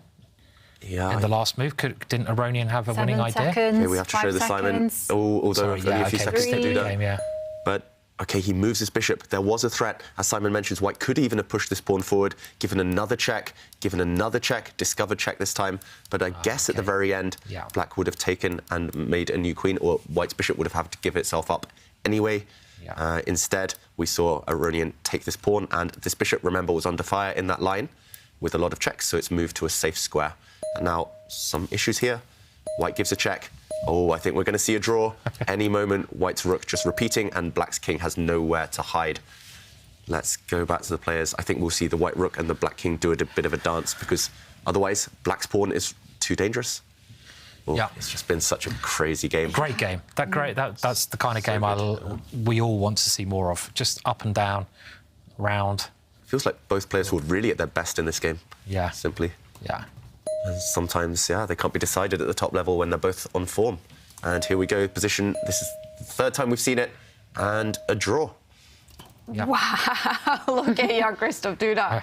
He got lucky in this one. He was about to be knocked out of the FTX road to Miami, but with a draw here, he is still in contention to reach the final, but he has to win game 4, coming up in 15 minutes. A draw, and Levon Aronian is still in the lead. But what a game. Simon was praising this the whole time. I'm looking forward to this analysis, David. What happened? Yeah, I mean, simply so much happened. It's hard to even pick a moment, but one that we kind of brushed past was where everything got eliminated, and actually both players played really well at this moment. On the last go, black's queen was attacked, and Duda chose to use this square. Maybe there are better squares for the queen, but he chose this square, and after a white knight jumped forward, it does look like white has a very scary attack, and I think Duda did the right thing to bail out and go for a draw with a bunch of exchanges. If the black king had moved, then we would have seen a nasty skewer. This is why we don't want to put rooks on the same diagonal. The white bishop could have come forward now, and this would have been very nasty. Instead, we saw black simply get rid of the powerful white knight, changing the knight for the rook, giving back material, but the queens now are forced to come off. The white pawn has to capture this bishop, capture this rook, and finally, at the end, we saw a drawn endgame, because here, black has finally leveled up the material. So many tactics. It was all about the captures, all about the two-move tricks here and there, but high-quality game from both players. And a dramatic semi-final match is going to be must-win for Jan-Krzysztof Duda in Game 4 to take it to tie-breaks. And in this one, Wei Yi, he won Game 2, is up by 1 point. So this is a must-not-lose game for Richard Rapport. But the bar is all the way over to Wei Yi's side. Is he about to decide this match? It's very likely going towards a white win right now. After this last capture, we can see that white has a knight, black only has 1 pawn in return. Black's central pawns, though, they're connected. Chances there? Still, some chances of bluffing. But Wei Yi, I think he's pretty precise, actually. You know, he doesn't seem phased. And he just seems to be getting better and better, actually. Yeah, this one, I think what he's done is beautiful. He's checking the black king back. Rapport, I think, might resign any moment.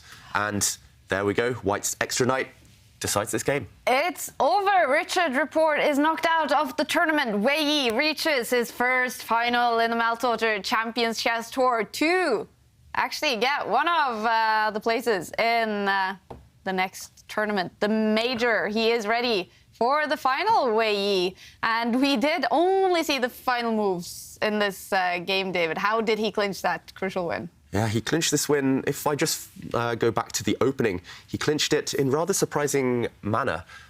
Wei Yi, after a very sharp opening, the Sicilian, I think he just tricked Rapport in this position after bishop takes bishop. It's level material for now. It's unclear why black didn't simply capture this bishop back. Here, Richard Rapport got a bit clever. He thought he'd spotted a tactic that he could take this pawn, but after the white queen moved, we saw a situation where this pin simply won white a piece.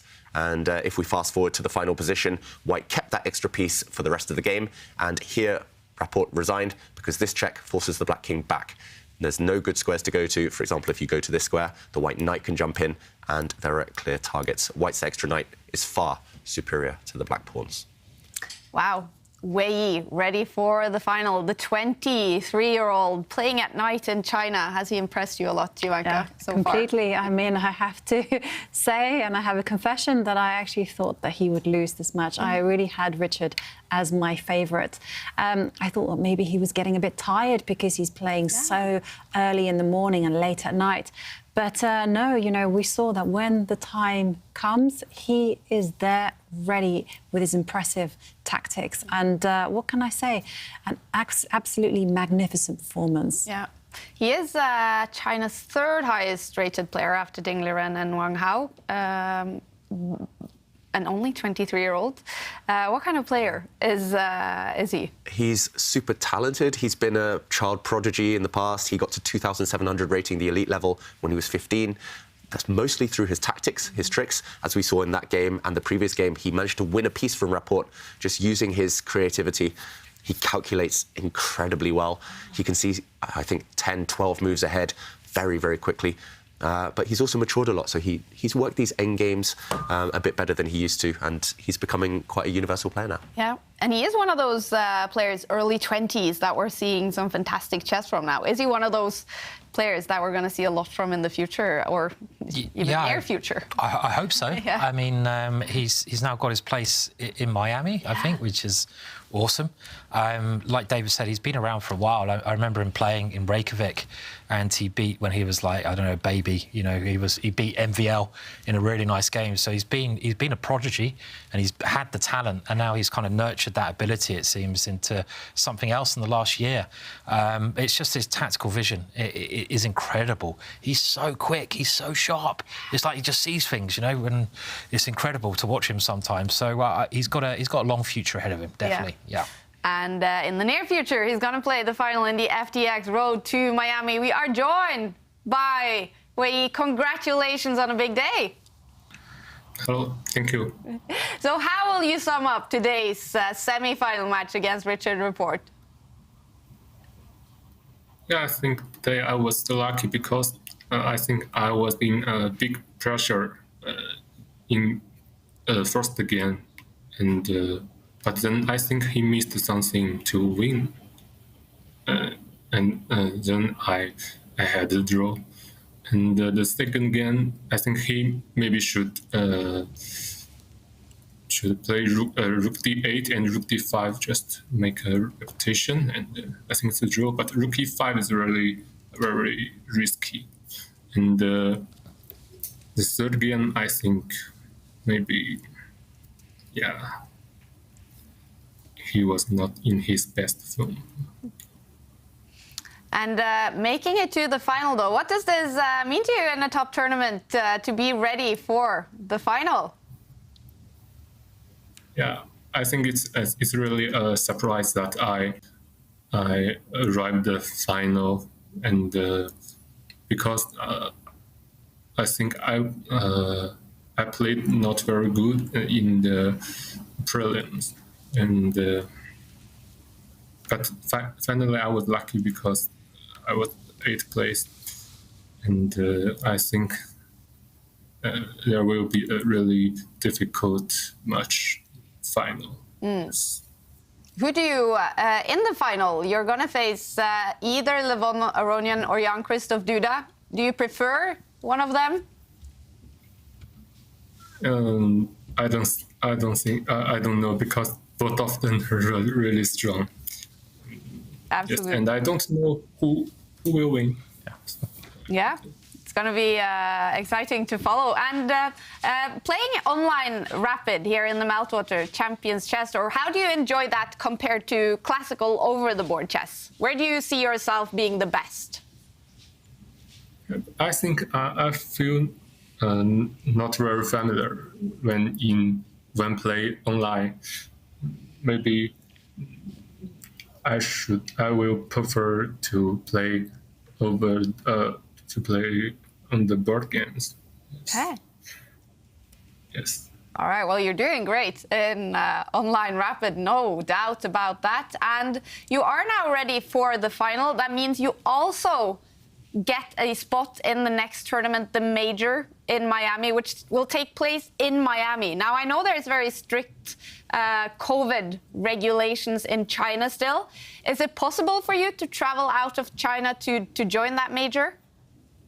Yes, I think it's possible for me to go abroad, and it's really a very good chance to play the games with Magnus and Anand and the very strong players. I think I can go. Yeah. That's fantastic news. That's exactly what we love to hear. Now, finally, Wei Yi, it's going to be a 2-day final. Is it 3 a.m. in the morning for you in China now? Yes, it's about 3 a.m. Wow. So what will you do now and what will you do tomorrow before the final starts? I think I will sleep soon because I feel very tired after the games. Yes. Sounds like a good plan. Yeah, then maybe do some preparation. And, yeah. Sounds like a good plan. Again, big congratulations on making it to the final, and thank you so much for joining us. Okay, thank you. Thank you. Good luck tomorrow. He is ready for the final. Wei Yi, after beating and knocking out Richard Rapport, we are getting ready for Game 4 between Levon Aronian and Jan-Krzysztof Duda. Duda, he has to win that to take it to tie breaks. It's coming up in a few minutes. Before that, we're going to have a quick commercial break.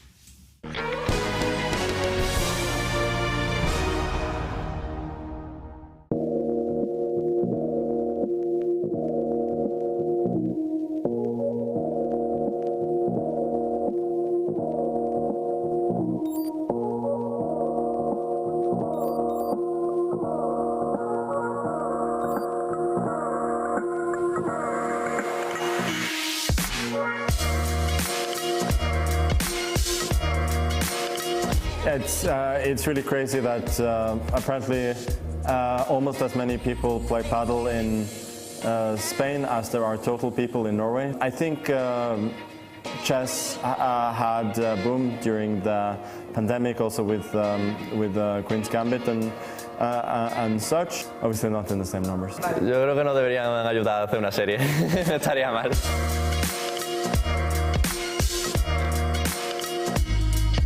La verdad que sí, tiene bastante similitud porque el pádel no es solo darle fuerte a una pelota y ganar el punto. Al final tú buscas los puntos débiles del rival, tus puntos fuertes, que tirar una bola para que la siguiente te venga un poco más cómoda a ti.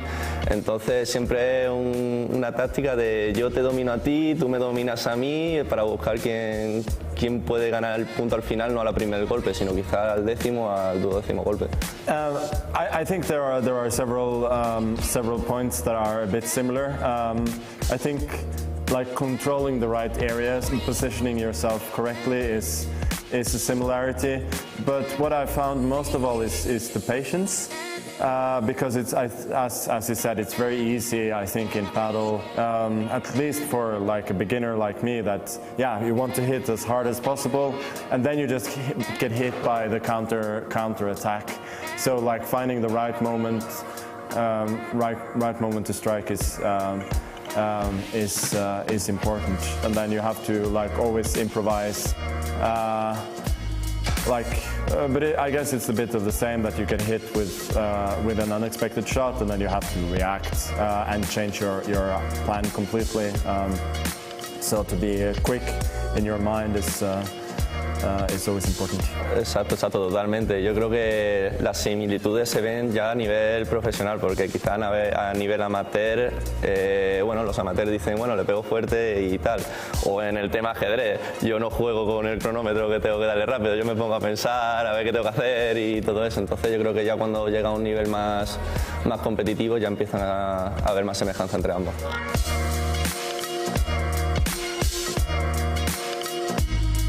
Yo creo que la vuelta de Puma al pádel creo que ha sido más que sobresaliente. La verdad que los deportistas necesitamos siempre estar acompañados con una buena marca, de buen material, y la verdad que estoy muy contento de que Puma haya confiado en mí para crecer junto a ellos.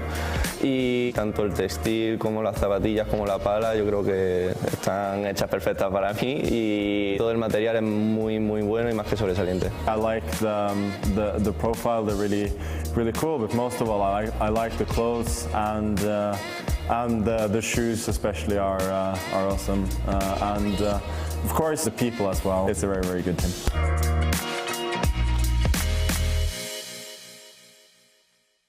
Air quality isn't the first thing that comes to mind when you think about chess and esports, but it affects our focus, decision-making, health, sleep, and more. What's in the air you breathe? Find out with AirThings.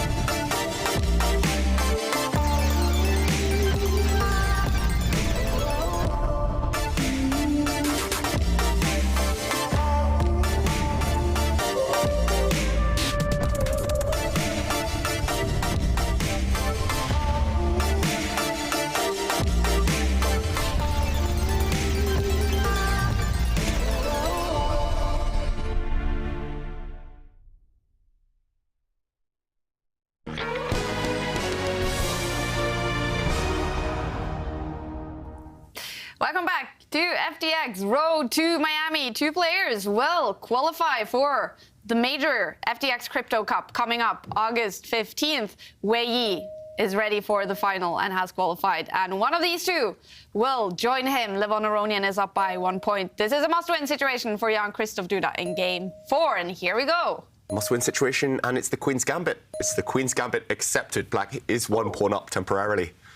And not the most common variation, but they did debate this line in a game earlier already today.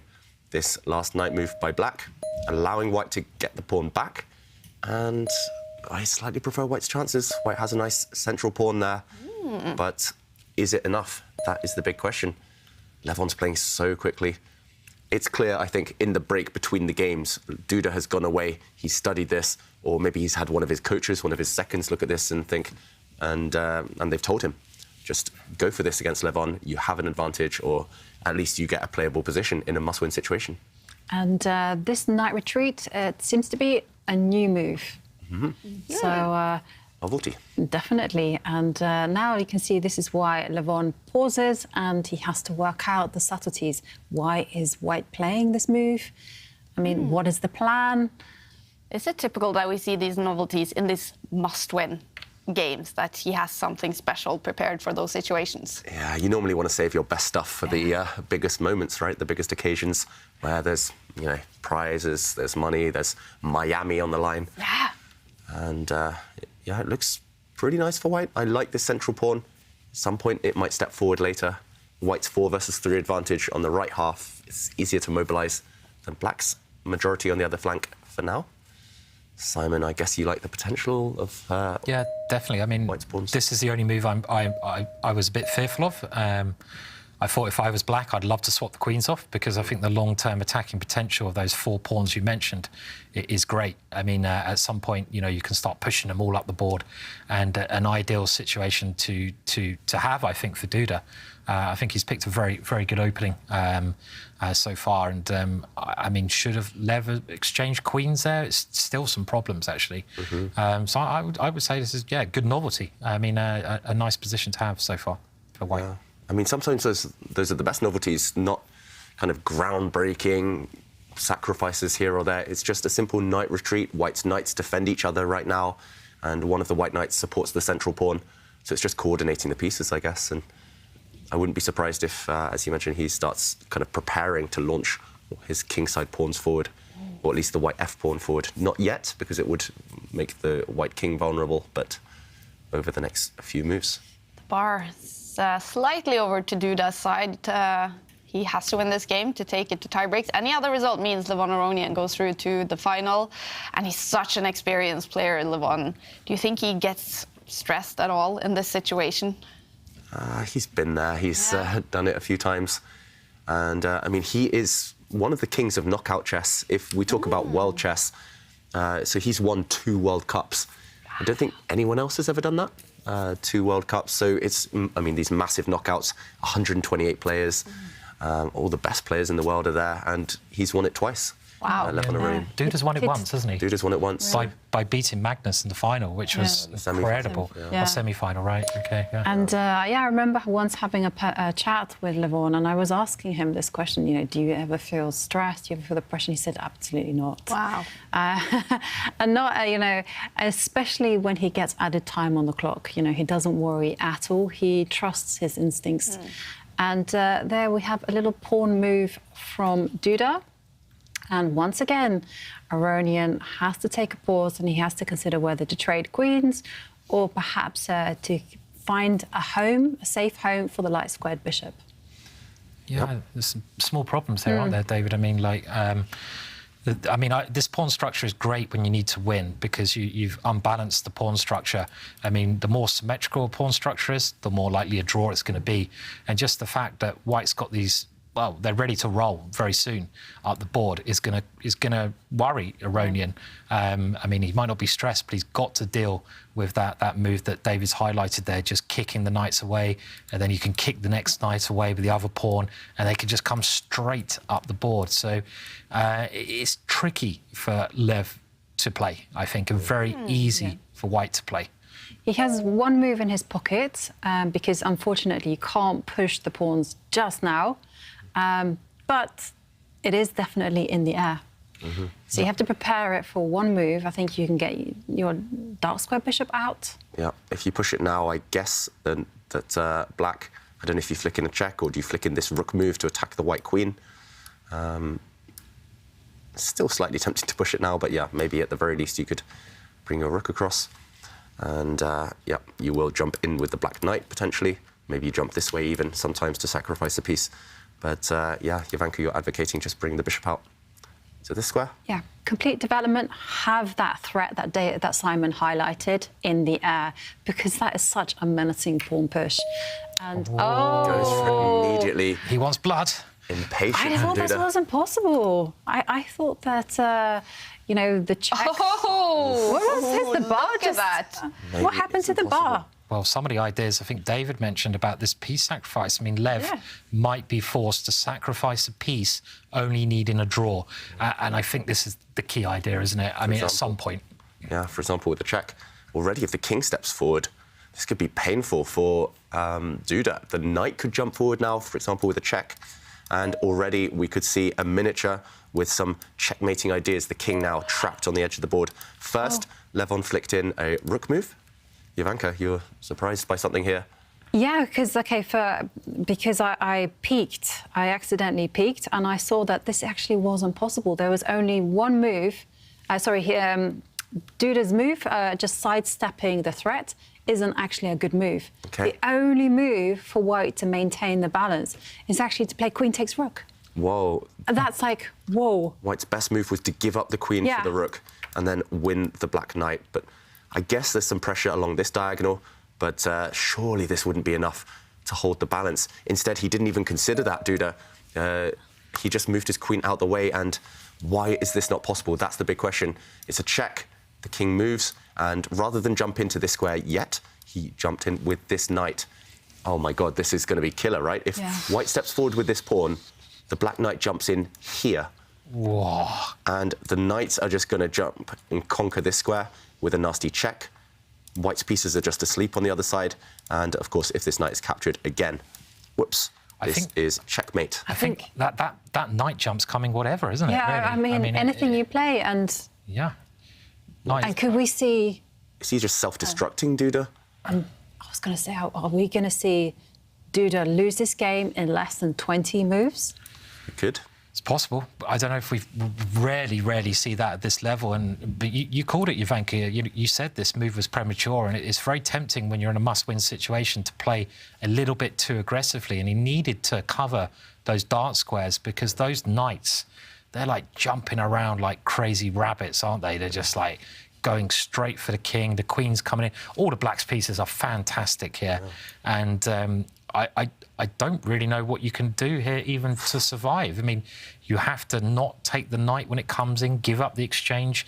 I mean, this pawn's even attacked. I mean, oh dear. This is just... Can you do anything here? Or are you just completely lost? Can you go, for example, move the bishop to attack that knight and just give up the exchange and just... But, I mean, playing this when you need to win is just disgusting, though. Yeah, I mean, at the very least, here you can win the exchange, as you mentioned, Simon, a check, and white probably has to give up a rook for it, and black has won material. But, yeah, what else in the current position? It's just disaster for Duda. I mean, how much would he love to have Jovanka's move on the board now? How much would he love to have his bishop covering all the dart squares? But he can't have access to this square anymore. Look at Duda. He's realised it's all over already. Move 15. Yeah. He's self-destructed. You know, he lashed out. He's so desperate to win that, unfortunately, he attacked when he was not ready. Yeah. I mean, he's got to find a miracle here, and he's got to hope that Lev self-destructs. I mean, it's the only option, and it's that using the time correctly. Very tempting to do what he did. You know, it looks like an obvious move, but there was a bit of lack of sense of danger on his behalf there, because the Black Knight, as David is showing, it just has too many good squares. I mean, it can take a pawn, it can jump in and go for the kill right near the king with that lovely queen coming in as well. The threats are ginormous here. I mean, there's multiple threats in multiple angles, multiple different pieces jumping. Yeah, it's just over. And this reminds me as well of a game that Levon Aronian once won against Vishy Anand. Just similar, where white's king was tucked in the corner, and then there was this kind of X-ray from one of the bishops along this diagonal. And this is a common pattern, right? If this diagonal is covered and your king's in the corner, you often end up getting checkmated, or at least some bad stuff will happen. Do you reckon Aronian's thinking, Viva Miami? is he starting to think about the bright lights of Miami? Yeah. He looks very happy, Levon. Yeah, he does. Look at that. Yeah, Miami. What shirt am I going to wear on the beach there? I've got a fair few. Is it the Bermuda one with the cat, or is it the... You must never... Never do that. Never do that. No. I love the English expression. I don't know whether any other country has it, like never count your chickens before they hatch. Yeah, it's true. Yeah. No, it's the biggest mistake in chess to relax, because as soon as you do that, you lose your concentration. I mean, don't do that. Yeah, because that's what we've talked about. Like in a football game, you can concede a goal, but you can still win. But here, if you make one wrong move, you lose the game. Yeah. Yeah. Especially if you're playing one of the best players in the world, they will not let you off the hook. Yeah, absolutely. Yeah. Absolutely not. And whilst Duda is scrambling for good defensive moves or anything just to keep the game alive, well, we are running a selfie competition. Yes. And we are asking, how are you watching the tour? Show us your pictures. And Dmitry Stanislav says that they're watching from home and learning a lot. That's the best chess summer ever. Oh, thank you. Yeah. And thank you, Dmitry, for watching. And Rahul is rooting for Levon Aronian and says it's a delight to watch the show. So thank you very much, Rahul. And we also have Amodu watching from his office in Nigeria. All over the world. And there we have some moves on the board. Yeah, so white did indeed go for maybe the most obvious move in the position. White has fully expanded in the centre, but as we showed, that black knight has jumped in. Both the black knights now, I mean, they're like octopuses? What's the plural of octopus? Octopi. I think it is octopi, yeah. Probably. Yeah. But either way, yeah, they've just got their tentacles around. I mean, there are some checks in the air. For example, black's attacking now with 2 knights and 1 bishop. Why not bring the other bishop into the attack? Yeah. And you can still go wrong when your position's so good. Yeah, that's the only problem, right? Another natural move here to me would be to bring the queen in, right? I mean, you know, I want to get the queen in. It looks so tempting, but this is you know, really strong move. And I mean, is there any way that Duda can sacrifice the exchange and fight here? That bishop is lining up against the queen as well. Yeah. Oh my words, it gets worse. So knight takes bishop now, which looks like you're getting out of the firing line. Nope, black will not recapture. Black will flick in a check. And next move, the queen drops. That is painful. So not just the king under fire, the queen too. So this diagonal, you need to keep it kind of blocked. But yeah, again, just to show, this is still a checkmate. So the knight is poisoned, the king caught in the corner. I mean, I'm struggling to see, do we have to move the knight in this direction? Maybe you have to do this. Just to hit the bishop and guard your own knight. But then the knight comes to f2 anyway, and you have to give up the exchange and be attacked in a hopeless situation. To give up a rook, you have to hide your king. I mean, you couldn't take the black knight because of this pin. I mean, at the very, very least, black just drops back and says, try getting out of this one. Yeah. And look at Duda, he looks almost ready to resign. Yeah. And now we have a check. And down on material and with a dead lost position. Yeah. But sometimes it's too embarrassing to resign, right? I mean, like, it's too quick. You want to make it to move 30. You know, it's too painful, right, to resign, I think. Yeah. 20 is my golden number, actually. I would feel very embarrassed if I lost before move 20, and I have been lost before move 20, and I was like, please let me find moves to get to that magical number. He gives up his queen, Duda. Yeah, wow. Wow. Desperation. I mean... he only has 2 knights for that queen. Wow. Problem is, he's still getting attacked. I mean, I shouldn't laugh, but, you know, you're queen down and you're getting mated. It ain't funny. No. You have to give him credit for going all in this game. He had to win it. Yeah, exactly. He did give it a shot. This would never happen if he just, if the scores were level, if it wasn't a crunch game for him. But yeah, Levon just too good in this one. And yeah, it won't be a miniature. We define a miniature as like a quick, flashy win because it's over 20 moves now. Okay. But yeah, the survival won't last much longer. And another one comes. Oh. It's just blow after blow after blow. Relentless stuff here. Yeah, it's like you're punching your opponent while he's already on the floor. Such a brutal game. It is. That's simply a double attack against the 2 white knights, and Get Duda. I think he can resign, actually, now. En passant here, capturing this pawn as if it just moved 1 square with white's e-pawn doesn't help because black's queen on the e-file will pick up one of the white knights. You just have to... Is he just going to resign? Yeah. Any moment. By the way, we've been told that octopi is not the correct one by chess numbers, but octopuses and octopodes. Octopodes are acceptable, but not octopi. Okay, does Just in octopi case. not exist? No, apparently not. Okay. But octopuses is, yeah. Octopuses. That's a safe one. We thought we were so clever there. I know, octopi, yeah. Trying to bluff it out there. There's always someone. Why is it like Tempe? And then... It's only our first language. I mean, we should... I know. Okay, and we have some moves. I mean... Duda saved one of his knights. He traded it off for black's bishop, but still a queen down for just a bishop and knight. Not only that, but black's rook on the 3rd rank is going to go gathering. It's going to go crazy and just grab some pawns.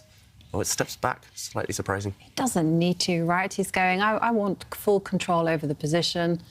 The other rook will also line itself up in the centre.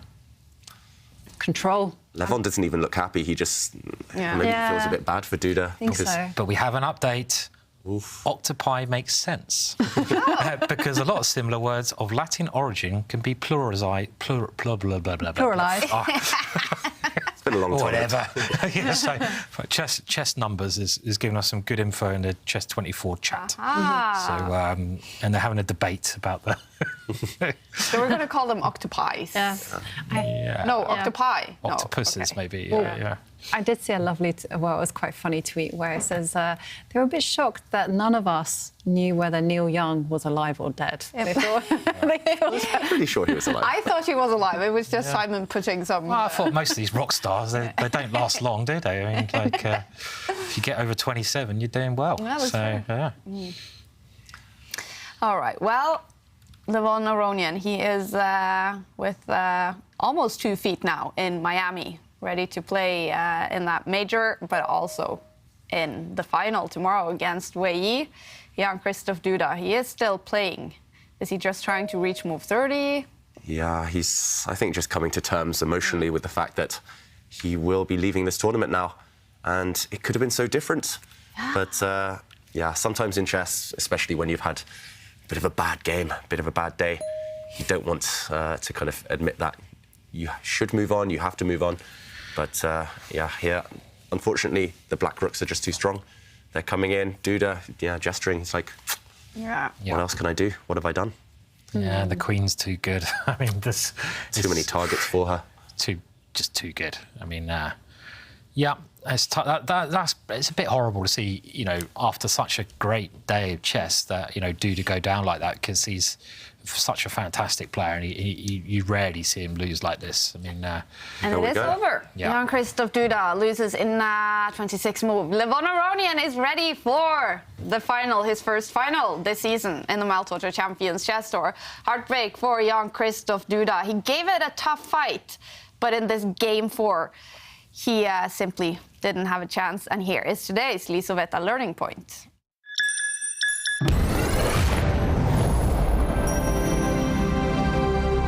This learning point is about what not to do early in the game.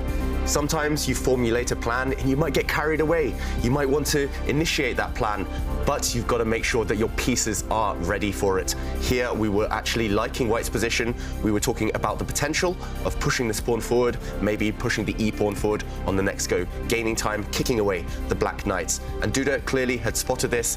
He liked that idea and he went for it now. However, his pieces weren't ready. He could have talked to his bishop, could have talked to his rook, could also, after this move, have talked to his king and realized the white king was just simply too weak. He did push this pawn. Remember, he should have brought his dark squared bishop out. And now, after the rook moved, maybe a small chance to sacrifice the queen, but he still hadn't spotted the danger. After the white queen moved, a check forcing the king into the corner, and suddenly we saw these monster knights, one sitting on this beautiful d3 square, threatening to jump in potentially with a check, and next move, another knight jumping in towards the white king. The knight is taboo, the knight cannot be captured because of a checkmate, and White's position simply fell apart. So when you're planning, always make sure your pieces are ready for those plans. And we're joined by Levon Aronian, ready for the final. Congratulations, Levon. Thank you very much. What an interesting and entertaining match against Duda today. First of all, this final game, Duda, he did go all in. It was a quite brutal loss for him. Is it always nice to win a chess game, or is it a little bit uncomfortable when it's happening like that in the last game? No, it's always nice, of course. That's what we play for. You know, we want to win nicely, and the game went very smoothly for me, so I'm very, very happy with that. Absolutely. And in game 3, he went all in that game as well. What's your assessment of game 3? I think I was playing a bit passively at some point, maybe too tame, and then he got the initiative. But I think his queen h5 was a bit too optimistic, and there I felt that I should take over, but then we were both done on time, and it was some crazy complications. I think we both blundered at some point, and as it often happens, sharp games end in a draw. Yeah. Does it feel like walking a tightrope, a game like that? No, I felt that once I took on d7, I should have been winning. So generally, like psychologically, I had the upper hand, and he was defending all the time. Just at one moment when I played knight e4, I saw that I can take on f5, but I thought I completely forgot that my c4 pawn is hanging with in all this queen exchange lines. So this was a bad mistake, but generally I was very comfortable after I took on d7. And of course, game 2, a great win. How did you feel about your play in game 2? Yeah, I was trying to put some problems for him, like practical problems. I think I was pushing on a clock, and maybe I went too far at some point. it felt like it wasn't too safe. But yeah, I think we were both in a moment of heat. As it often happens, one side is defending and the other side is attacking. And it has nothing to do with the objective assessment of the position. And I was the one who was attacking at that point, and I think he was trying to find precise moves, and he didn't really find it because he was down on time. So it felt like a good game, but when I looked at the assessment of the computer, I realized that I was, as always, very optimistic. But overall, definitely a great match for you. And playing in the final tomorrow, your first final in the tour this season, how hungry are you to get that win?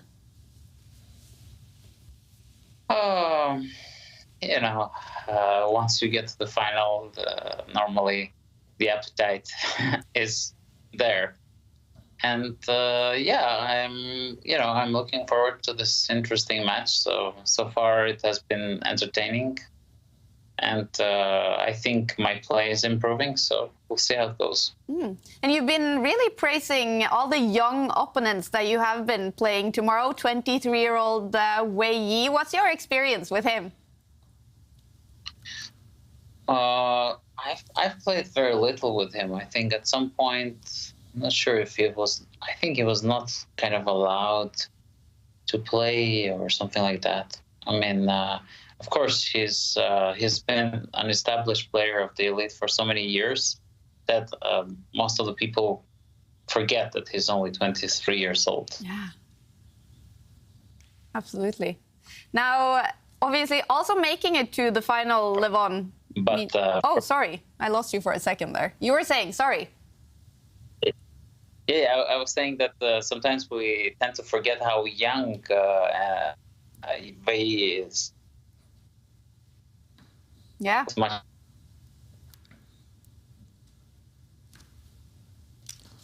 I think we are having some technical issues. Can we ask him about that? Sorry, guys. There you are. You're back. We can see you now, Levon. But yeah, you were saying we sometimes forget how young Wei Yi is at only 23 because he's been in the elite for quite some time. Yeah. Yes. It's going to be an exciting match. I have to ask you also, because making it to the final means you're qualified for the major in Miami starting August 15th. We hope, of course, you accept the invitation to go there. Will you be excited if you go there to play in an esports arena, playing online chess, but on site with the other players? Absolutely. Absolutely. I hope I can make it. And, I hope it will be possible for me to play there. We do too. Lev, we were very impressed with your knights in that last game, and we were describing one knight as an octopus, but we're a bit unsure what the plural of octopus is. Have you any idea what the plural of octopus is? Can you enlighten us, or are you in the dark like us? Simon, octopus. Sorry? What was the answer? I think it's octopi. I think that's the word. That's what we thought as well. Yes. Thank you, Lev. So, okay, good. I'm glad you clarified that. So, cheers. Thank you for enlightening us on that. We all agree then, octopi is the word to use. Now, finally, Levon, obviously we know you're in Armenia. How are you? Are you enjoying time with family and friends in between playing chess in Armenia? Oh yeah, well I'm meeting lots of people that I haven't seen for quite some time, so it's I'm having a great time here, and the weather is fantastic. It's the fruit and vegetable season, so things are wonderful. That's fantastic. Well, we really look forward to seeing you tomorrow, Levon, in the final. Best of luck. Thank you very much. And thank you for joining us. Levon Aronian enjoying some time with friends and family, but also playing some fantastic chess, and he is ready for the final. Let's take a look at the results from the semi-finals. Wei Yi, he won 2 games to decide the match against Richard Rapport in 3 games, and Levon Aronian also winning 2 games, knocking out Jan-Krzysztof Duda. So we will see a final between the Chinese 23-year-old Wei Yi and the Armenian Levon Aronian playing under the US flag. Well, Jovanka, who do you hold as a favorite in the final now? Oh, it's going to be a crazy final. I mean, both players seem to be getting better and better, but I'm going to say experience is going to nudge it just a little bit. Levon Aronian is my favorite. Okay, and will we see octopies in We're going to see some something, octagons, octopi. I'm glad that Lev, great minds think alike, so we're doing well there. But I agree with you, Vanka. He was so impressive today against the strongest player in the tour so far, so it's going to be really hard for Wei Yi, but what an exciting final we got. Yeah, with these players, should we expect fireworks? Definitely, they both have very exciting styles, and normally when two exciting styles clash, we are rewarded with some fiery games. And yeah, I definitely feel that Wei Yi, because maybe he's the underdog, he'll be taking big chances against the more experienced fighter, Levon. Absolutely. Now, have we seen some good selfies today, Jovanka? We definitely have. We have seen amazing selfies. You guys have absolutely delivered here. And we are running a competition where, sadly, there is only one winner. And the lucky winner of 1 year's Chess24 Premium membership, that is Hake, who shows us a young fan cheering for Levon. So a very appropriate sign. And congratulations. Enjoy your 1 year free Chess24 Premium membership. And very cool with that sign. Bring them out tomorrow as well. We want to see, are you cheering for Levon Aronian or Wei Yi? It's going to be a 2-day final. The first match will be played tomorrow, and we will be back, as always, 5:45 CET. So join us again tomorrow. And in the meantime, have a good night or day wherever you are in the world. Bye.